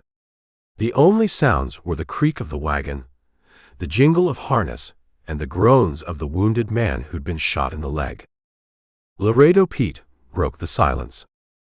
"You know, Colonel," Pete said, loud enough for the guards to hear, "you made one mistake. One big one." Brode stared straight ahead, his back rigid. "You should have paid me more," Pete said. "A man does dirty work. He expects a bonus. You kept treating me like hired help. Like one of these sad sacks." He nudged the man next to him, who moaned. "Shut your mouth, Pete," Brode said. "Or what? You'll have me killed. You tried that. You'll fire me?" "I quit." Pete shifted against his chains. "You're done, Colonel. You know who's not done? Shelby. The banker. He's sitting in San Antonio right now, counting his money. Your money. My money. And you know what he's going to do. He's going to write you off as a loss and hire a new man. Maybe he'll hire me." Brode turned, his face purple. He lunged at Pete, as far as his chain would allow. It wasn't far. He just jerked hard against the bolt, his manacles rattling. Eldridge reined in, his rifle coming up. "Next man who moves, I put a bullet in his knee." Brode eased back, breathing hard. He straightened his ruined vest. Pete just smiled. "Tender spot, huh? He'll forget all about you, Colonel. But they'll remember me. I'm the one who's going to testify. I'm the one who's going to give Judge Parker the whole map. Shelby. The judges. The army men. I'm going to sing like a canary, all for a smaller cage." "You're a rat," Brode spat. "I'm a businessman," Pete said. "Same as you. Just better at knowing when to sell." Eldridge looked at Cobb. The sheriff was watching the prisoners, his face calm. He'd heard the names, Shelby, the judges, but he wasn't compromised anymore. He was just a man doing a job. "Heard you took Brode's money, Sheriff," Pete called out. Cobb didn't look at him. He just kept his horse steady, his eyes on the horizon. "Heard it was $200, Pete said louder. "Cheap price for a man's soul. You think Annabelle will visit you in prison? Or will you and the Colonel be bunkmates?" Cobb rode on. "He's not listening, Pete," Eldridge said, letting his horse drop back. "He's done listening to you. So am I." Pete's smile faded. He'd lost his audience. He leaned his head back against the wood and closed his eyes, calculating. They made camp that night in a dry wash, wagon in the center, horses picketed. They chained the prisoners to the wagon wheels. Eldridge took first watch, walking the perimeter. Cobb sat by the fire, drinking coffee. "You let him talk," Eldridge said. "Heard what he had to say," Cobb said. "He's right. About the lawyers. About what they'll ask me. You'll tell the truth." "I will." Cobb sipped his coffee.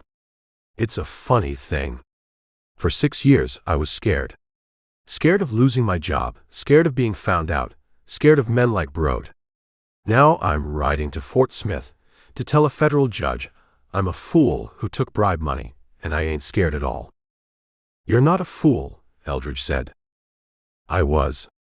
But I'm not anymore." Cobb looked over at the wagon, where the prisoners were dark shapes in the firelight. "Pete's planning something." Eldridge nodded.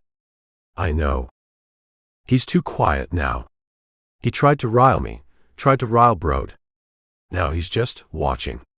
He's waiting for a chance. He won't get one." "He thinks he will," Cobb said. He stood up, tossed the rest of his coffee into the fire. "I'll take the next watch. You get some sleep, Marshal." Eldridge looked at Cobb. The man's shoulders were back. He wasn't asking. He was stating a fact. "All right, Sheriff," Eldridge said. 2 hours. He lay down with his saddle for a pillow, rifle by his hand. He closed his eyes, but he didn't sleep. He listened to the sounds of the night, the scrape of Cobb's boots on the gravel, and the silence from the wagon where Laredo Pete was calculating his next move. Chapter 23. The second day was hotter. The sun was a white iron, and the dust from the wagon wheels caked on every man's skin, filling his mouth with grit. One of Brode's wounded men had died in the night. He just stopped groaning around 3 a.m. When the sun came up, Deputy Ross checked him, pulled his hat down over his face and said, "One less to feed." They'd left him there, buried in a shallow grave of rocks. The mood in the wagon was worse. The death made it real. Brode hadn't said a word since sunrise. He sat with his back to his men, staring at the mules, a statue of ruined pride. Laredo Pete was quiet too, but his eyes were working. He watched Eldridge Sample ride point. He watched Virgil Cobb's horse on the left flank. He watched Deputy Ross on the right. He watched the kid, Ben, who kept his shotgun aimed at the wagon bed, but whose attention drifted to a hawk circling overhead. Pete was measuring. Eldridge rode back, letting his horse walk alongside the wagon. The heat rolled off the canvas cover. "He's planning," Cobb said, riding up on the other side. He didn't need to say who. "I know," Eldridge said. "He's watching the kid. Thinks he's the weak link." "He is," Eldridge said. "But Pete's chained. He can't get to him." "He doesn't need to get to him," Cobb said. "He just needs the kid to make a mistake." "He's right, you know," Laredo Pete said from the wagon. His voice was casual, like he was commenting on the weather. "The kid's greener than a spring branch. He's thinking about a girl in the next town. He's not thinking about the man sitting 10 feet away." Ben, the kid, flushed red. He swung the shotgun toward Pete. "Shut your mouth." "Easy, Ben," Ross called out, his voice sharp. "Don't listen to him. Watch the prisoners. All of them." Pete smiled. He'd made his point. He'd gotten a reaction. Eldridge ignored him. He looked at Cobb. "This man Shelby, the banker." Cobb nodded. "I've been thinking about him." "He's the head of the snake," Eldridge said, keeping his voice low for Cobb only. "You think? Or is he just the money?" Brode acted like the man in charge. "Brode's a rancher. He knows cattle. But this is organized. Judges, army, lawyers. That's not a cattleman. That's a man who moves pieces. That's Shelby. So Brode's just a field boss." "A high-level one," Eldridge said. "But yeah, Shelby's the one who won't be worried." "He should be," Cobb said. "We've got his ledger." "We've got Brode's ledger," Eldridge corrected. "It mentions banker. It doesn't mention Shelby." Pete's the only one who said that name out loud. Cobb's face went grim. "And Pete's the only one who can tie Shelby to Brode." "Which makes Pete very valuable," Eldridge said. "And very dead," Cobb said. "Shelby can't let him testify." From the wagon, Brode laughed. It was a dry, ugly sound. "You're finally figuring it out. You think I was the danger. I was just business. Shelby is politics. He'll send men. Not hard cases like mine. He'll send Pinkertons. Or Rangers he's got on his payroll. Men with badges. Men you'll trust right up until they put a bullet in your back." "And in Pete's," Eldridge said. "Especially in Pete's," Brode said. He looked at Laredo Pete, his eyes full of hate. "You talk too much. You signed your own warrant, you stupid smiling bastard. You think you're going to a smaller cage? You're going to a pine box." Laredo Pete's smile didn't waver. "Maybe. But I'm taking you with me, Colonel. And maybe I'm taking Shelby, too. That's a pretty good hand for a dead man." Eldridge pulled his horse away, trotting back to the point. The conversation was done. They were in a chess game they didn't understand. Shelby knew they had Brode. Deputy Ross's telegram guaranteed that. He'd know they were on the road to Fort Smith. He'd know the route. And he'd know the only thing that connected him to the whole operation was sitting chained in the back of that wagon. Eldridge studied the horizon. Every rise, every cluster of rocks, every dry wash looked like an ambush. "See that ridge?" Eldridge called out. Ross and Cobb looked. A line of rocky ground, half a mile ahead. "We don't go over it," Eldridge said. "We go around it. To the south. It'll add an hour, but it's open ground." "Good call," Ross said. Cobb just nodded. The wagon turned, the mules complaining. "Taking the long way, Marshal?" Pete called out. "You scared?" "You should be. They're out there. Shelby's men. They're watching us right now." Eldridge didn't look back. "They're not here to save me," Brode said, his voice quiet almost to himself. "They're here to clean up. To erase the books." "That's right, Colonel," Pete said. He sounded cheerful. "They're here to kill all of us. You, me, the wounded. And these 3 lawmen, too. No witnesses. That's how a real banker does it." The Kid Ben looked pale. His knuckles were white on the shotgun. Cobb pulled his horse closer to the wagon, his Winchester resting across his lap. He wasn't watching the horizon. He was watching Laredo Pete. "First sign of trouble, kid," Cobb said, his voice carrying. "You shoot him. You shoot Pete first. Don't wait for him to move. You just do it. You understand me?" Pete's smile vanished. He looked at Cobb, really looked at him. He saw the iron in the sheriff's eyes. He saw a man who wasn't compromised, who wasn't scared, and who wasn't bluffing. Laredo Pete leaned his head back against the wagon, and for the first time since Eldridge met him, he shut his mouth. Chapter 24. The third day on the road, the silence settled in like the dust. It coated the wagon, the mules and the men, a fine gray powder that got in your teeth. Laredo Pete had stayed quiet ever since Sheriff Cobb told the kid to shoot him. He just sat chained in the wagon bed, watching. He looked at Brode, who stared at nothing, a man already in his own grave. He looked at the 3 wounded men, one of whom was shivering with fever. And he looked at the country they passed, committing it to memory, calculating. The tension was gone, but the quiet was just as heavy. Eldridge Sample rode his horse back from the point, letting it walk alongside Virgil Cobb. Cobb was on the left flank, his Winchester across his lap. He looked tired, but his eyes were clear. "Heard anything from him?" Eldridge asked, nodding toward Pete. "Not since yesterday," Cobb said. "He's thinking. That's when he's dangerous." "He's chained," Cobb said. "He's not dangerous. He's just information." Eldridge rode a few yards in silence.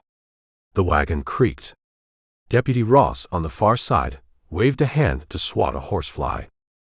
"After Fort Smith," Eldridge said. "What then?" Cobb didn't look at him. He watched the horizon. "Not this." "Not this," Eldridge repeated. It wasn't a question. "I was never cut out for it," Cobb said. "Man's supposed to see things. I saw the saloon, the store, my office. Didn't want to look past it. Got used to the chair. You stood up from it." "At the end," Cobb said. The end's the easy part, Marshal. It's the middle I got wrong. A man does that, he can't sit in the chair anymore. He'll always be looking out the window, wondering what he's missing. Eldridge watched him. Cobb had found his spine, but it cost him his comfort. Maybe that's what a spine cost. You did all right, Eldridge said. Cobb almost smiled. I'll tell Judge Parker that. Maybe he'll give me a discount. From the wagon, Pete's raspy voice cut the heat. Marshal. Eldridge reined in, his horse dancing a nervous step. He looked at Pete. I thought you were done talking. I'm done talking to him, Pete said, gesturing to Cobb. He's made his peace. He's a civilian. I'm talking to you. Federal man. Talk. You're thinking you got the whole snake, Pete said. You got Brode. You got me. You're going to get Shelby, the banker. You're feeling good. I'm feeling hot, Eldridge said. Shelby's not the last man, Pete said, leaning forward as far as his chains would let him. His eyes were bright, focused. This wasn't a taunt. This was a pitch. He's just the bookkeeper. You take him down, the man above him just hires a new bookkeeper. Brode turned his head. Be quiet, you fool. You be quiet, Pete said, his voice like gravel. You're yesterday's news. I'm tomorrow's. He looked back at Eldridge. You know where the real money is. Not in cattle. It's in the land the cattle walk on. It's in the railroad. Eldridge didn't move. He just watched. Shelby met a man, Pete said. Twice. I saw him. Wore a $300 suit, smelled like bay rum. Came from back east. They didn't talk about cattle. They talked about survey lines. They talked about which counties would get a federal depot and which ones would dry up and blow away. They were using Brode's money to buy up all the land that mattered. You know this man's name? Eldridge asked. No, Pete said. But I know he worked for the Texas and Pacific Railroad. And I know he was interested in Army contracts out of Washington. This ain't about cows, Marshal. It's about who's going to own the whole damn state. You take me to Parker, you're a hero. You take him, you're a target. Eldridge looked at Pete for a long count. The man was selling. Selling his way into a protected cell, selling his way into importance, selling his way out of a noose. He was making himself too valuable to be lost in a trial. Save it for the judge, Eldridge said. He nudged his horse and rode back to the point. Pete smiled, satisfied. He'd baited a new hook, and the fish was looking at it. That night, they camped in the open. Ross took first watch, walking the perimeter. The kid, Ben, was asleep by the mules. Eldridge and Cobb sat by the fire, drinking coffee that was more grounds than water. He's lying, Cobb said. No, he's not, Eldridge said. That's the worst part. He's probably telling the truth. About the railroad? About Washington? It doesn't matter. It's bigger than Brode. It's bigger than Shelby. It's always bigger. Eldridge drank the last of his coffee. He's making himself a federal witness. Smart. Cobb stared into the fire. The flames lit the lines on his face. When I get to Fort Smith, I'm going to tell Parker about the money. The $200. I know. He'll ask me why I didn't report it. Why I didn't question it. What will you say? Eldridge asked. I'll say I was a coward, Cobb said, his voice quiet. I'll say I wanted the money, and I was too scared to ask where it came from. I'll say I was incompetent. I'll say everything Teague wrote about me in his notebook was true. That'll be hard. It's the truth. Cobb looked up from the fire at Eldridge. But then I'll tell him how we found Teague. And how we got Brode. And how I put Pete back in his irons. I'll give him the whole story, Marshal. Not just the part that makes me look bad. Not just the part that makes me look good. Just the story. Eldridge nodded. That's all he'll want. Cobb tossed the dregs of his coffee into the fire. The flames hissed. Annabelle said she might sell the saloon. Maybe move to San Antonio. Start over. You and her. Cobb was quiet for a moment. Just starting over. Seems like a good idea. He stood up, stretching his back. It's clean, anyway. The end of it. That's more than most men get, Eldridge said. Cobb picked up his rifle. I'll relieve Ross. You get some sleep. Eldridge watched him walk out into the darkness, a man who finally knew his own shape. He leaned back on his saddle, but he didn't close his eyes. He listened to the jingle of chains from the wagon, where Laredo Pete was quiet, calculating, and very much alive. Chapter 25. Fort Smith, Arkansas, wasn't Presidio Station. The dust was brown, not white, and it knew its place. It stayed in the street, off the wooden sidewalks. The buildings were brick, 2 stories high, with glass windows that looked expensive. The wagon rattled down Garrison Avenue. People looked, but not with the curtain-twitching fear of a town that owned its own secrets. They looked with mild interest. Men in chains were common. This was Judge Parker's town. Last stop, Eldridge said, his voice dry. In the wagon bed, Laredo Pete sat up. He ran a hand over his bruised throat and looked at the U.S. federal courthouse. He smiled, a split in his chapped lips. He looked like a man arriving for a business meeting. Colonel Brode looked like a man who'd just been told the bank had failed. Eldridge Sample dismounted, as a deputy with a clean vest and a trimmed mustache came down the steps. Marshal Sample. That's me, Eldridge said. I've got a wagon of prisoners for Judge Parker. 5 minus 1 who died in transit. The deputy didn't blink. He's expecting you. We'll take them. They unchained the men. Cobb and Ross, their rifles held casual, but ready, moved Brode and the 2 remaining wounded men. Brode stumbled on the step, and Cobb caught his arm, steadying him. Don't you touch me, you traitor, Brode snarled. I'm just keeping you from falling, Colonel, Cobb said, his voice flat. Don't want you to miss your appointment. Eldridge unlocked Laredo Pete's irons. He kept a hand on Pete's arm as they walked toward the jail entrance. Marshal, Pete said, his voice a low rasp. You tell Parker what I told you.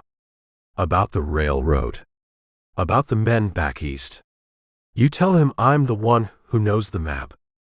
I'll tell him you're a rustler and a bank robber who got caught, Eldridge said. Pete's smile was still there. Yeah. But I'm a rustler he can use. That makes all the difference, don't it? Inside, Eldridge said, shoving him. Pete walked into the jail, his shoulders back, ready to negotiate.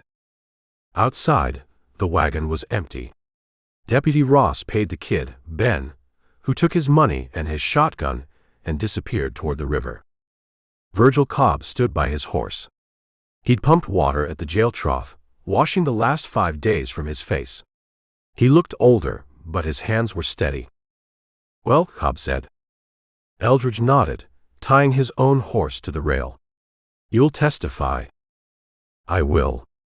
Cobb checked his saddlebags. I'll tell them about the $200. I'll tell them about Annabelle hitting me with the bottle. I'll tell them the whole story, just like I said.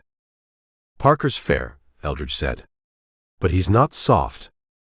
I'm not looking for soft. Cobb untied his reins. After, I'm heading back to Presidio. Sell my office. Pack my things. San Antonio? Eldridge asked. Cobb was quiet for a moment, looking at his horse's mane. Might be. Heard Annabelle might sell the saloon. A person could start over there. He looked at Eldridge, his eyes clear. He held out his hand. "Marshal." Eldridge took it. The grip was firm. "Sheriff." Cobb put his foot in the stirrup and mounted. He didn't look back at the courthouse, at the jail, at the end of his life's work. He turned his horse south, back toward Texas, and rode out of town at a steady walk. Eldridge Sample stood on the sidewalk and watched him go. He thought about Cobb, the lawman who'd taken bribe money without asking, who'd been beaten by a woman, and who was now riding off to tell the truth, knowing it would cost him everything. He thought about Pete, inside, already working the angles, trading his skin for bigger skins. The outlaw. The line between the two, Eldridge figured, was just a matter of who you were selling to and when you decided to stop. He went inside the marshal's office. The air smelled like stale cigars and ink. A clerk with a green eye shade didn't look up from his ledger. "Sample," Eldridge said. The clerk found a folder. "Right. You're done here."